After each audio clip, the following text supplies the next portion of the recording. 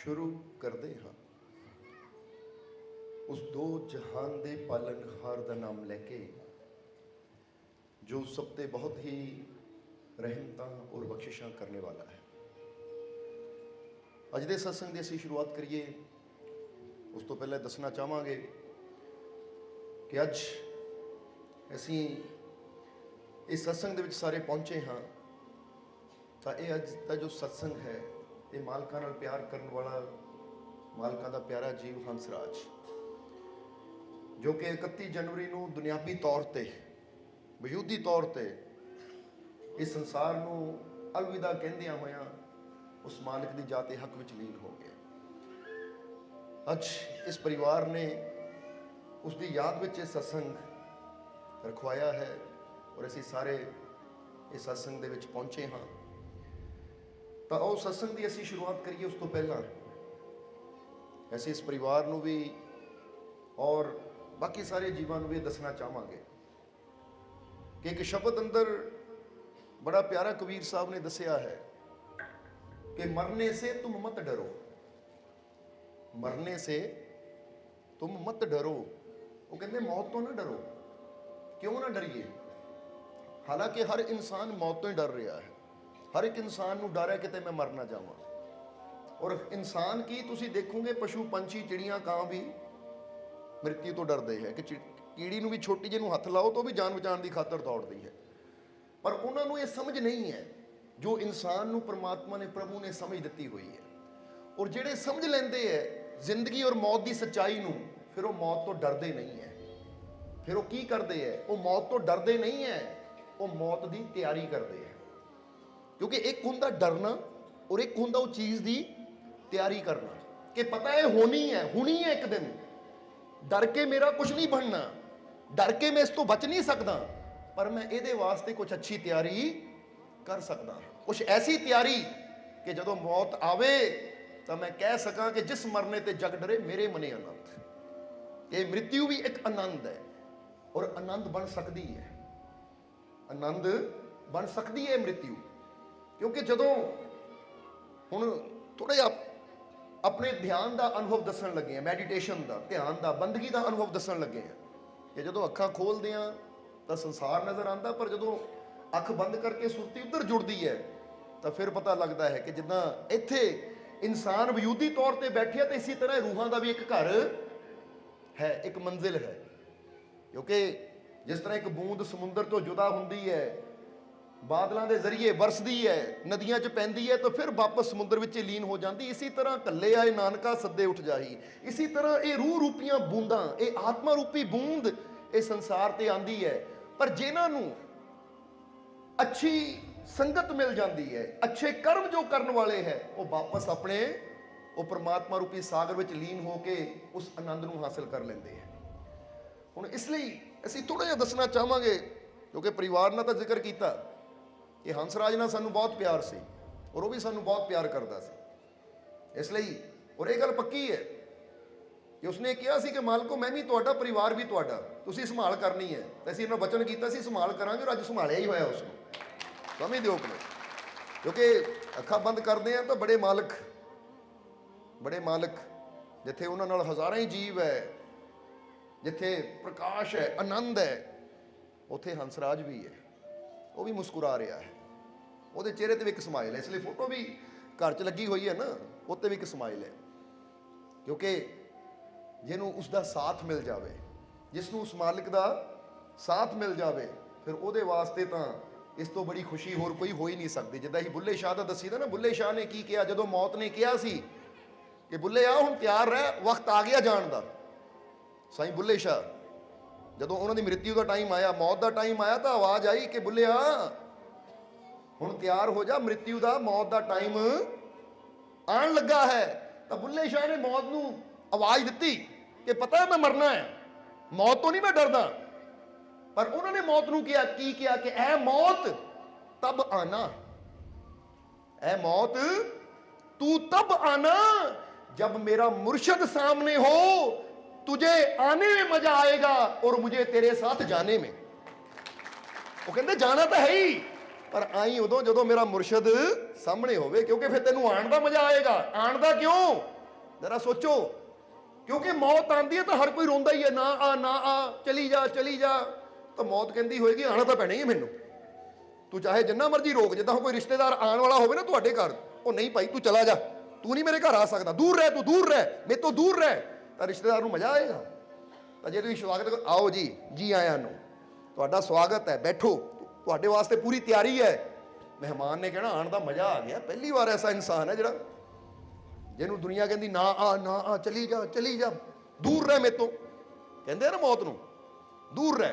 और मौत की गल तो छड्डो, बंदा मौत का नाम ही नहीं लैंदा। तुसीं किसी नूं कह दो ना मैं मर जाना, ओ नहीं नहीं मौत का नाम नहीं लेना मेरे सामने, मरन की गल ना कर। लोग तो मौत का नाम लेना पसंद नहीं करते, हालांकि जीवन की सब तो बड़ी सच्चाई है। और जिहड़ा सच्चाई नूं समझ लैंदा है, फिर वो जिंदगी जीण दी ओहदी जो जिंदगी जीण दी कला है, जिंदगी जीण दा ढंग है, वही बदल जाता है। क्योंकि जिहड़ा मौत नूं हर वेले याद रखता है, तो फिर जरा सोचो ओहदी जिंदगी कैसी होएगी। ओहदी जिंदगी 'च फिर कोई झगड़ा नहीं होएगा, किसी की निंदिया नहीं होएगी, ओहदी जिंदगी कुछ माड़ा नहीं होएगा। क्योंकि पता है झगड़े, लड़ाई, निंदिया या होर माड़े कर्म मैं क्यों करा, जदों एक दिन मैं रब नूं मूँह दिखाना अपने, जदों एक दिन रब दे घर मेरा हिसाब होना है, तो फिर बुरा कर्म करके वो काले लेख लिख के क्यों जावां, फिर क्यों ना मैं अच्छे लेख लिखा, ताकि मेरा रब भी कहे कि तैनू जीवन दिता सी तो मैनू गर्व है, मैनू मान है कि मैं ऐसे इंसान नू दुनिया ते भेजिया जो अच्छा करके आया है। जरा समझना। इसलिए बुल्ले शाह कहते हैं मौत तब आना जब मेरा मुर्शद सामने हो। हुण इत्थे एक गल होर क्लीयर कर देवांगे कि जरूरी नहीं कि वजूदी तौर ते सामने होना। सामने होने का मतलब की है कि मैं किते भी बैठा, मेरा ध्यान, मेरी सुरती, मेरिया नज़रां मुर्शद ते होनियां चाहिए। जिद्दां बंदा घर भी बैठा होवे ना, उत्थे बैठे भी अगर अखा बंद करके मुर्शद नूं याद करदा, तो समझ लो ओहदा मुर्शद ओहदे नाल ही है, सामने ही है। और हुण जे मौत आ भी जावे तो बंदे नूं कोई डर नहीं हुंदा। जिद्दां असीं एक शब्द विच दसिया है ना कि दिल करदा है मर जावां जिस दिन दा इह सुनिया है। वो कहंदे आशिक मौत तो नहीं डरदे, वो कहते दिल करदा है मर जावां जिस दिन दा ए सुनिया है। मेरी रूह नूं लैण लई मेरे गौस ने आना है, यानी मुर्शद ने आना है। कि जे आना ही मुर्शद ने है तो फिर तो मौत का भी एक आनंद है, फिर तो मौत का भी कोई डर नहीं है।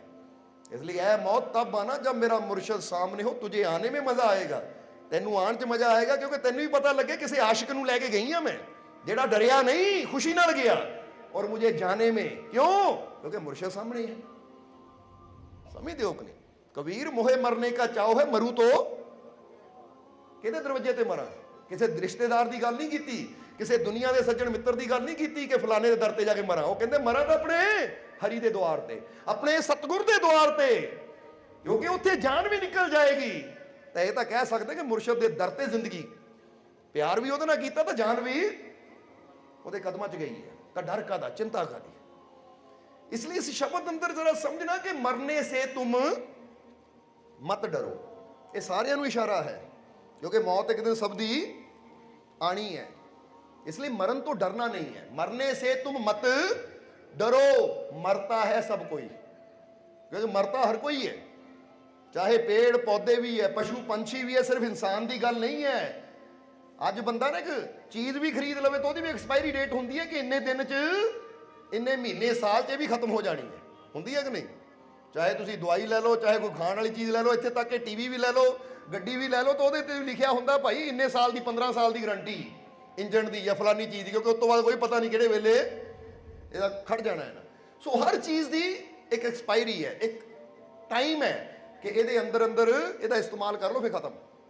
वो कहते मरना सब नहीं है, इसलिए जिहड़ी चीज़ होनी है डरना नहीं है। मरने से तुम मत डरो, मरता है सब कोई, ओ मिलकर मरना साहिब से जीवन सफला होए। जरा देखो कितनी बड़ी गल कबीर साहब ने कही है कि जींदे जी कुछ ऐसा कर ले कि तेरी मुलाकात अपने ओ मालिक नाल, ओ सच्चे साहिब नाल हो जावे। क्योंकि जिहड़ा ओहदे नाल जींदे जी जुड़ गया, जिहदी सुरती ओहदे नाल जुड़ गई, तां ओहदा जीवन भी और मरना भी ओहदा सफल हो जाता है। बहुत जन्म बिछड़े थे माधो जे जन्म तुम्हारे लेखे। फिर समझ लो ये जन्म लेखे लग गया जदों जींदे जी असीं कुछ ऐसे कर्म करते हैं कि जेड़े सानू साडे उस मालिक नाल, ओ प्रभु नाल जोड़ दिंदे हैं। ਤਾਂ ਜੇ ਜੀਂਦੇ ਜੀ ਸਾਡੇ ਕਰਮ ਹੀ ਉਹ ਹੋਏ ਕਿ ਅਸੀਂ ਆਪਣੇ ਰੱਬ ਤੋਂ, ਆਪਣੇ ਪ੍ਰਮਾਤਮਾ ਪ੍ਰਭੂ ਤੋਂ ਦੂਰ ਜਾਣ ਵਾਲੇ ਕੰਮ ਕੀਤੇ, ਜਿੱਦਾਂ ਅਸੀਂ ਦੱਸੀਦਾ ਨਾ, ਕਰਨੀ ਆਪੋ ਆਪਣੀ, ਕਹਿ ਨੇੜੇ ਕਹਿ ਦੂਰ।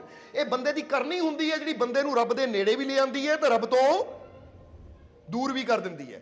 ਹੁਣ ਜੇ ਜੀਂਦੇ ਜੀ ਅਸੀਂ ਇਦਾਂ ਦੇ ਕਰਮ ਕਰ ਰਹੇ ਹਾਂ ਜੋ ਸਾਨੂੰ ਸਾਡੇ ਰੱਬ ਦੇ ਨੇੜੇ ਲੈ ਜਾਣ, ਤਾਂ ਸਮਝ ਲਓ ਫਿਰ ਕੀ ਹੈ, ਫਿਰ ਸਾਨੂੰ ਮੌਤ ਦਾ ਕੋਈ ਡਰ ਨਹੀਂ, ਕਿਉਂਕਿ ਅਸੀਂ ਤਿਆਰੀ ਕਰ ਰਹੇ ਹਾਂ। ਕਾਹਦੀ ਤਿਆਰੀ?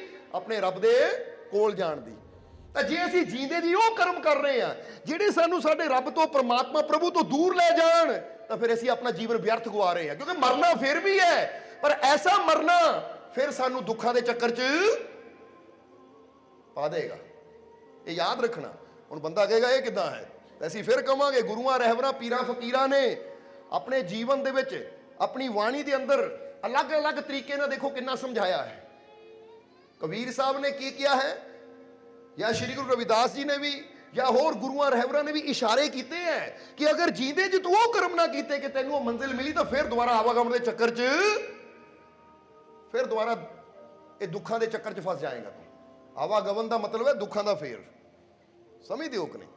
ਇਸ ਲਈ ਜ਼ਿੰਦਗੀ 'ਚ ਅਗਰ ਅਸੀਂ ਅੱਛੇ ਕਰਮ ਕਰਦੇ ਹਾਂ, ਸੋ ਅੱਜ ਚੈੱਕ ਕਰਨਾ ਅਸੀਂ, ਜਿੱਦਾਂ ਹੀ ਦੱਸਿਆ ਨਾ, ਤਿਆਰੀ ਕਰਨੀ ਹੈ, ਡਰਨਾ ਨਹੀਂ ਹੈ। ਔਰ ਤਿਆਰੀ ਦਾ ਮਤਲਬ ਹੈ ਅੱਖਾਂ ਬੰਦ ਕਰਕੇ ਇਹ ਸੋਚੋ ਕਿ ਮੈਂ ਉਹ ਕਰਮ ਕਰ ਰਿਹਾ ਜਿਹ 'ਚ ਮੈਂ ਕਹਿ ਸਕਾਂ ਕਿ ਮੈਂ ਆਪਣੇ ਪਰਮਾਤਮਾ ਪ੍ਰਭੂ ਦੀ ਖਾਤਰ ਕਰ ਰਿਹਾ। ਸਮਝਦੇ ਹੋ ਕਿ ਨਹੀਂ? ਜਰਾ ਸੋਚਣ ਦੀ ਗੱਲ ਹੈ। ਇੱਕ ਇਨਸਾਨ ਇਹ ਕਹਿੰਦਾ ਹੈ ਮੈਂ ਕੱਪੜਾ ਖਰੀਦ ਰਿਹਾ, ਕਿਹਦੀ ਖਾਤਰ? ਆਪਣੀ ਖਾਤਰ ਜਾਂ ਬੱਚਿਆਂ ਦੀ ਖਾਤਰ? ਮੈਂ ਆਹ ਨੌਕਰੀ ਕਰ ਰਿਹਾ, ਕਿਹਦੀ ਖਾਤਰ? ਆਪਣੀ ਖਾਤਰ, ਬੱਚਿਆਂ ਦੀ ਖਾਤਰ, ਘਰ ਦੀ ਖਾਤਰ, ਪਰਿਵਾਰ ਦੀ ਖਾਤਰ। ਮੈਂ ਜੋ ਵੀ ਕਰਮ ਕਰ ਰਿਹਾ ਹਾਂ, ਹੁਣ ਫਰਜ਼ ਕਰੋ ਬੰਦਾ ਕਹਿੰਦਾ ਜੀ ਮੈਂ ਚੋਰੀ ਨਹੀਂ ਕਰਨੀ ਸੀ, ਚੋਰੀ ਕਰਨੀ ਪਈ ਮਜਬੂਰੀ ਨਾਲ ਪਰਿਵਾਰ ਦਾ ਪੇਟ ਭਰਨ ਨੂੰ। ਮੈਂ ਹੇਰਾ ਫੇਰੀ ਨਹੀਂ ਕਰਨੀ ਸੀ, ਰਿਸ਼ਵਤ ਨਹੀਂ ਲੈਣੀ ਸੀ, ਪਰ ਮੈਨੂੰ ਲੈਣੀ ਪਈ ਕਿਉਂਕਿ ਪਰਿਵਾਰ ਦੀ ਖਾਤਰ। ਮੈਂ ਆਹ ਗਲਤ ਕਰਮ ਨਹੀਂ ਕਰਨਾ ਸੀ ਕਿਉਂਕਿ ਮੈਨੂੰ ਕਰਨਾ ਪਿਆ ਪਰਿਵਾਰ ਦੀ ਖਾਤਰ। ਜਰਾ ਹੁਣ ਸਮਝਣਾ। ਹੁਣ ਜਦੋਂ ਗਲਤ ਕਰਮ ਇਨਸਾਨ ਕਰਦਾ ਹੈ ਤਾਂ ਫਿਰ ਜਰਾ ਸੋਚਣ ਵਾਲਾ ਹੋਵੇ, ਜਦੋਂ ਇਹਨਾਂ ਗਲਤ ਕਰਮਾਂ ਦੀ ਸਜ਼ਾ ਮਿਲਣੀ ਹੈ ਤਾਂ ਕੀ ਉਸ ਪਰਿਵਾਰ ਨੇ ਉੱਥੇ ਬਚਾਉਣਾ ਹੈ ਸਾਨੂੰ? ਉਸ ਪਰਿਵਾਰ ਨੇ ਉੱਥੇ ਸਾਡੇ ਨਾਲ ਚੱਲਣਾ ਹੈ? ਕਹਿੰਦੇ ਨਾ, ਜਹਾਂ ਮਾਤ ਪਿਤਾ ਸੂਤ ਮੀਤ ਨਾ ਭਾਈ, ਮੇਰੇ ਮਨ ਉਹਾਂ ਨਾਮ ਤੇਰੇ। ਇਹ ਗੁਰਬਾਣੀ ਦਾ ਲਫ਼ਜ਼ ਬੜਾ ਪਿਆਰਾ ਹੈ ਕਿ ਜਿੱਥੇ ਮਾਤਾ ਪਿਤਾ ਧੀਆਂ ਪੁੱਤਰ ਕਿਸੇ ਨੇ ਤੇਰੇ ਨਾਲ ਨਹੀਂ ਜਾਣਾ, ਉੱਥੇ ਜਿਹੜੇ ਤੇਰੀ ਅੱਛਾਈ ਹੋਣੀ ਹੈ ਨਾ, ਜੋ ਤੇਰੇ ਅੱਛੇ ਅਮਲ ਹੋਣੇ ਹੈ, ਅੱਛੇ ਕਰਮ ਹੋਣੇ ਹੈ, ਇਹਨਾਂ ਨੇ ਹੀ ਤੇਰੇ ਨਾਲ ਜਾਣਾ। ਇਸ ਲਈ ਇਹ ਚੈੱਕ ਕਰ ਕਿ ਮੈਂ ਕੁਝ ਅੱਛਾ ਵੀ ਕਰ ਰਿਹਾ ਜਾਂ ਨਹੀਂ। ਔਰ ਫਿਰ ਕਵਾਂਗੇ ਕਿ ਜੇ ਇਨਸਾਨ ਹੇਰਾ ਫੇਰੀ ਕਰਕੇ, ਮਾੜਾ ਕਰਮ ਕਰਕੇ, ਬੁਰਾਈ ਕਰਕੇ ਪਰਿਵਾਰ 'ਚ ਲਿਆਂਦਾ ਤਾਂ ਉਸ ਪਰਿਵਾਰ 'ਚ ਖੁਸ਼ੀ ਕਦੀ ਆ ਹੀ ਨਹੀਂ ਸਕਦੀ। ਕਿਉਂਕਿ ਕਿਸੇ ਦੀ ਜੇਬ ਨੂੰ ਲੁੱਟ ਕੇ, ਕਿਸੇ ਨਾਲ ਹੇਰਾ ਫੇਰੀ ਕਰਕੇ, ਕਿਸੇ ਦਾ ਬੁਰਾ ਕਰਕੇ ਅਸੀਂ ਆਪਣੇ ਘਰ 'ਚ ਖੁਸ਼ੀ ਕਦੀ ਹਾਸਲ ਕਰ ਹੀ ਨਹੀਂ ਸਕਦੇ। ਇਸ ਲਈ ਕਦੀ ਦੇਖ ਲੈਣਾ ਜਿਹੜਾ ਬੰਦਾ ਰਿਸ਼ਵਤਖੋਰ ਹੈ, ਇਹ 2 ਨੰਬਰ ਦਾ ਹੈ, ਪੈਸਾ ਜ਼ਰੂਰ ਹੋਏਗਾ ਪਰ ਉਹਦੇ ਘਰ 'ਚ ਸਕੂਨ, ਸ਼ਾਂਤੀ, ਖੁਸ਼ੀ ਨਹੀਂ ਹੋਏਗੀ, ਕਿਤੇ ਨਾ ਕਿਤੇ ਪ੍ਰੋਬਲਮ ਹੋਏਗੀ। ਤਾਂ ਜਿਹੜਾ ਇਨਸਾਨ ਨੇਕੀ ਦੇ ਰਸਤੇ ਚੱਲਣ ਵਾਲਾ ਹੈ, ਮਿਹਨਤ ਕਰਨ ਵਾਲਾ ਹੈ, ਤਾਂ ਨੇਕੀ ਦਾ ਮਤਲਬ ਇਹ ਵੀ ਨਹੀਂ ਹੈ ਕਿ ਬੈਠ ਕੇ ਨਾਮ ਲਵੇ ਤਾਂ ਮਿਹਨਤ ਨਾ ਕਰੇ। ਮਿਹਨਤ ਵੀ ਕਰਨੀ ਹੈ, ਸਿਮਰਨ ਵੀ ਕਰਨਾ ਹੈ, ਔਰ ਅੱਛਾ ਵੀ ਕਰਨਾ ਹੈ। ਉਹਦੇ ਘਰ 'ਚ ਬਰਕਤ ਆਉਂਦੀ, ਉਹਦੇ ਘਰ 'ਚ ਖੁਸ਼ੀਆਂ ਵੀ ਆਉਂਦੀਆਂ ਹੈ। ਨਹੀਂ ਤਾਂ ਆਪ ਸੋਚੋ ਜ਼ਰਾ, ਜੇ ਤੁਹਾਨੂੰ ਇੱਕ ਸਵਾਲ ਪੁੱਛੀਏ ਤਾਂ ਇੱਕ ਜਵਾਬ ਦੇਣਾ, ਤੁਸੀਂ ਦਓਗੇ ਕਿ ਨਹੀਂ? ਜੇ ਸਮਝ ਲਓ ਕੋਈ ਆਦਮੀ ਇੱਕ ਸੋਹਣਾ ਜਿਹਾ ਕੱਪੜਾ ਲੈ ਕੇ ਜਾ ਰਿਹਾ ਹੈ, ਹੁਣ ਤੁਹਾਨੂੰ ਕੱਪੜਾ ਬੜਾ ਸੁੰਦਰ ਲੱਗਦਾ ਹੈ, ਯਾਰ ਇਹ ਤਾਂ ਮੇਰੇ ਕੋਲ ਹੋਣਾ ਚਾਹੀਦਾ ਹੈ, ਕੋਈ ਨਹੀਂ ਦੇਖ ਰਿਹਾ, ਖੋ ਕੇ ਲੈ ਜਾਵਾਂ। ਹੁਣ ਤੁਸੀਂ ਖੋ ਕੇ ਲੈ ਗਏ, ਪਰ ਕਿਤੇ ਨਾ ਕਿਤੇ ਅੰਦਰ ਪਤਾ ਹੈ ਕਿ ਮੈਂ ਕੁਝ ਗਲਤ, ਕੱਪੜਾ ਤਾਂ ਤਨ ਤੇ ਪਾ ਲੂੰਗੇ ਪਰ ਅੰਦਰ ਚੈਨ, ਸਕੂਨ ਨਹੀਂ ਆਏਗਾ, ਰਾਤ ਨੂੰ ਨੀਂਦ ਨਹੀਂ ਆਏਗੀ। ਕਿਉਂ? ਕਿਤੇ ਪਤਾ ਲੱਗ ਗਿਆ ਪੁਲਿਸ ਨੂੰ ਜਾਂ ਉਹਨਾਂ ਸ਼ਿਕਾਇਤ ਕਰ ਦਿੱਤੀ ਤਾਂ ਮੈਂ ਫੜਿਆ ਜਾਣਾ ਹੈ। ਉਹ ਤੁਹਾਡੇ ਡਰ ਨੇ ਹੀ ਤੁਹਾਨੂੰ ਚੈਨ ਲੈਣ ਨਹੀਂ ਦੇਣਾ। ਹੁਣ ਇੱਕ ਬੱਚਾ ਹੈ, ਉਹਦੇ ਤਨ ਤੇ ਚੰਗਾ ਕੱਪੜਾ ਨਹੀਂ ਹੈ, ਫਟਿਆ ਕੱਪੜਾ ਹੈ।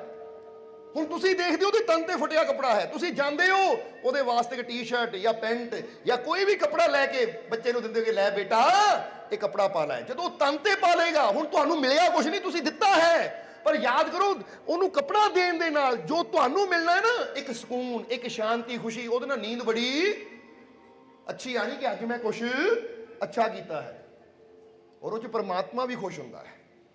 ਇਸ ਲਈ ਸਭ ਤੋਂ ਬੜਾ ਤਾਂ ਇਨਸਾਨ ਦੇ ਅੰਦਰ ਹੀ ਬੈਠਾ ਹੈ ਕਿ ਜਦੋਂ ਤੁਸੀਂ ਉਹ ਕਰਮ ਕਰੋ ਜਿਹਨੇ ਅੰਦਰ ਬੇਚੈਨੀ ਹੋਵੇ ਤਾਂ ਸਮਝ ਲਓ ਗਲਤ ਮੈਂ ਕੋਈ ਕੰਮ ਗਲਤ ਕਰ ਰਿਹਾ, ਕਿਉਂਕਿ ਅੰਦਰ ਖਲਬਲੀ ਮਚ ਗਈ ਹੈ, ਕੁਝ ਅੰਦਰ ਫੀਲ ਹੋ ਰਿਹਾ ਕਿ ਠੀਕ ਨਹੀਂ ਹੈ, ਸ਼ਾਂਤੀ ਗਈ ਹੈ। ਇਹਦਾ ਮਤਲਬ ਤੂੰ ਉਹ ਕਰਮ ਕਰ ਰਿਹਾ ਜਿਹੜਾ ਤੇਰੇ ਰੱਬ ਨੂੰ ਪਸੰਦ ਨਹੀਂ ਹੈ। ਤਾਂ ਜਦੋਂ ਮੈਂ ਕੁਝ ਐਸਾ ਕਰਦਾ ਹਾਂ ਜਿਹਦੇ ਨਾਲ ਇੱਕ ਸਕੂਨ ਜਿਹਾ ਮਿਲੇ, ਹਾਂ ਇੱਕ ਰਾਹਤ ਮਿਲ ਗਈ, ਇਹਦਾ ਮਤਲਬ ਇਹ ਉਹ ਕਰਮ ਹੈ ਜਿਹੜਾ ਮੇਰੇ ਅੰਦਰ ਬੈਠੇ ਰੱਬ ਨੂੰ, ਮੇਰੇ ਅੰਦਰ ਬੈਠੇ ਭਗਵਾਨ ਨੂੰ ਅੱਛਾ ਲੱਗ ਰਿਹਾ, ਇਸ ਲਈ ਮੈਂ ਉਹ ਕਰਮ ਕਰਨ ਦੀ ਕੋਸ਼ਿਸ਼ ਕਰਾਂ ਕਿ ਮੇਰੀ ਆਤਮਾ ਅੰਦਰੋਂ ਸੰਤੁਸ਼ਟ ਜਿਹੀ ਰਵੇ।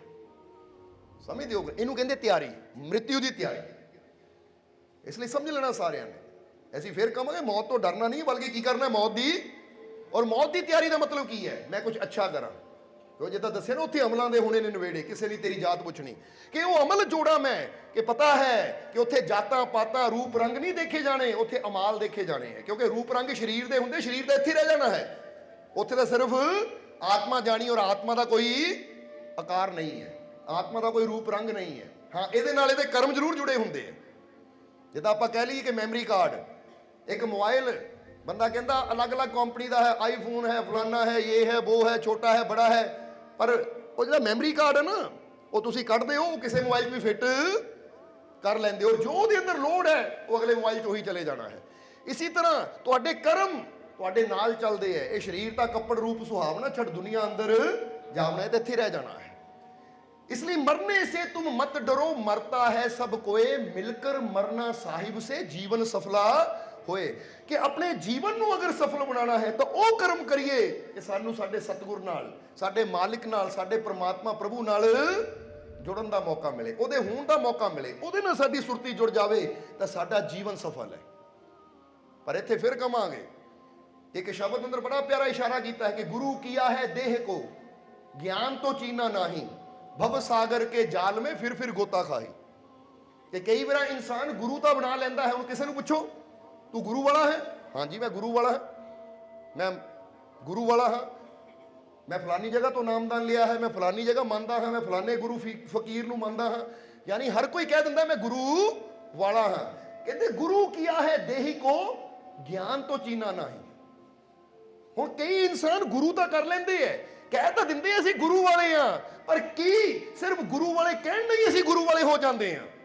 ਸਿਰਫ ਗੁਰੂ ਕਹਿਣ ਦੇ ਨਾਲ ਹੀ ਸਾਡੀ ਮੁਕਤੀ ਹੋ ਜਾਂਦੀ ਹੈ? ਨਹੀਂ, ਇੱਥੇ ਦੱਸਿਆ ਗਿਆ ਹੈ ਕਿ ਸਿਰਫ ਗੁਰੂ ਵਾਲਾ ਕਹਾਣ ਦੇ ਨਾਲ ਹੀ ਗੱਲ ਨਹੀਂ ਬਣਨੀ। ਜੋ ਗੁਰੂ ਸਾਨੂੰ ਗਿਆਨ ਦਿੰਦਾ ਹੈ, ਉਹ ਗਿਆਨ ਨੂੰ ਸਮਝ ਕੇ ਉਸ ਤੇ ਅਮਲ ਕਰਨ ਨਾਲ ਗੱਲ ਬਣਨੀ ਹੈ। ਸਮਝਦੇ ਹੋ ਕਿ ਨਹੀਂ? ਹੁਣ ਬੰਦਾ ਕਵੇ, ਫਰਜ਼ ਕਰੋ, ਹੁਣ ਇਨਸਾਨ ਕਹਿ ਸਕਦਾ ਕਿ ਮੈਂ ਸ਼੍ਰੀ ਗੁਰੂ ਰਵਿਦਾਸ ਜੀ ਨੂੰ ਗੁਰੂ ਮੰਨਦਾ ਹਾਂ, ਮੈਂ ਸ਼੍ਰੀ ਗੁਰੂ ਨਾਨਕ ਦੇਵ ਜੀ ਨੂੰ ਗੁਰੂ ਮੰਨਦਾ ਹਾਂ, ਮੈਂ ਉਹਨਾਂ ਨੂੰ ਫਕੀਰਾਂ ਨੂੰ ਗੁਰੂ ਮੰਨਦਾ ਹਾਂ, ਪਰ ਜੇ ਉਹਨਾਂ ਦੀ ਬਾਣੀ ਤੇ ਨਾ ਚੱਲਿਆ, ਉਹਨਾਂ ਦੇ ਦੱਸੇ ਹੋਏ ਗਿਆਨ ਨੂੰ ਆਪਣੇ ਜੀਵਨ 'ਚ ਨਾ ਲਿਆਂਦਾ, ਉਹ ਤੇ ਅਮਲ ਨਾ ਕੀਤਾ, ਤਾਂ ਫਿਰ ਇਹਦਾ ਮਤਲਬ ਅਸੀਂ ਸਿਰਫ ਦੇਹੀ ਨੂੰ ਗੁਰੂ ਬਣਾਇਆ, ਉਹਨਾਂ ਦਾ ਗਿਆਨ ਤਾਂ ਹਾਲੇ ਸਾਡੇ ਅੰਦਰ। ਸਮਝਦੇ ਹੋ? ਹੁਣ ਹੋ ਸਕਦਾ ਕੋਈ ਕਵੇ ਕਿ ਅਸੀਂ ਮਾਲਕਾਂ ਨੂੰ ਗੁਰੂ ਬਣਾਇਆ ਹੈ, ਪਰ ਜੇ ਮਾਲਕ ਕਹਿੰਦੇ ਸਭ ਨਾਲ ਪਿਆਰ ਕਰੋ, ਕਿਸੇ ਨਾਲ ਨਫ਼ਰਤ ਨਾ ਕਰੋ, ਤਾਂ ਜੇ ਹੁਣ ਇਹ ਗੱਲ ਹੀ ਨਾ ਮੰਨੀ, ਪਿਆਰ ਹੀ ਨਾ ਕੀਤਾ, ਨਫ਼ਰਤ ਹੀ ਨਾ ਛੱਡੀ, ਤਾਂ ਫਿਰ ਇਹਦਾ ਮਤਲਬ ਅਸੀਂ ਸਿਰਫ ਸਰੀਰ ਨੂੰ ਹੀ ਗੁਰੂ ਮੰਨਿਆ, ਹਾਲੇ ਉਹ ਗਿਆਨ ਤਾਂ ਤੁਹਾਡੇ ਅੰਦਰ ਗਿਆ ਹੀ ਨਹੀਂ। ਕਿਉਂਕਿ ਫਿਰ ਕਵਾਂਗੇ ਕਿ ਸਰੀਰ ਨੂੰ ਪਕੜਨ ਨਾਲ ਕੁਝ ਨਹੀਂ ਹੋਣਾ। ਗੱਲ ਤਾਂ ਉਦੋਂ ਬਣਨੀ ਹੈ, ਤੁਹਾਡੇ ਜੀਵਨ 'ਚ ਉਦੋਂ ਬਦਲਾਵ ਆਣਾ ਜਦੋਂ ਤੁਸੀਂ ਉਹ ਗਿਆਨ ਨੂੰ ਪਕੜ ਕੇ ਆਪਣੇ ਅੰਦਰ ਲਿਜਾਓਗੇ। क्योंकि जो फकीरों के बताए रास्ते पर चलता है, जो फकीरों के बताए रास्ते पर चलता है, वही फिर अपनी जिंदगी बदलता है। जो फकीरों के बताए रास्ते पर चलता है, वही फिर अपनी जिंदगी बदलता है। जिसने अंधेरों से जंग जीती है, वही फिर सूरज बनकर निकलता है। याद रखना हमेशा कि अंधेरियां ना जंग जितनी पैनी है सानू, क्योंकि जे सूरज की तरह निकलना है ना, तो सूरज भी अंधेरे च प्रगट होता है। अंधेरा होता कि नहीं?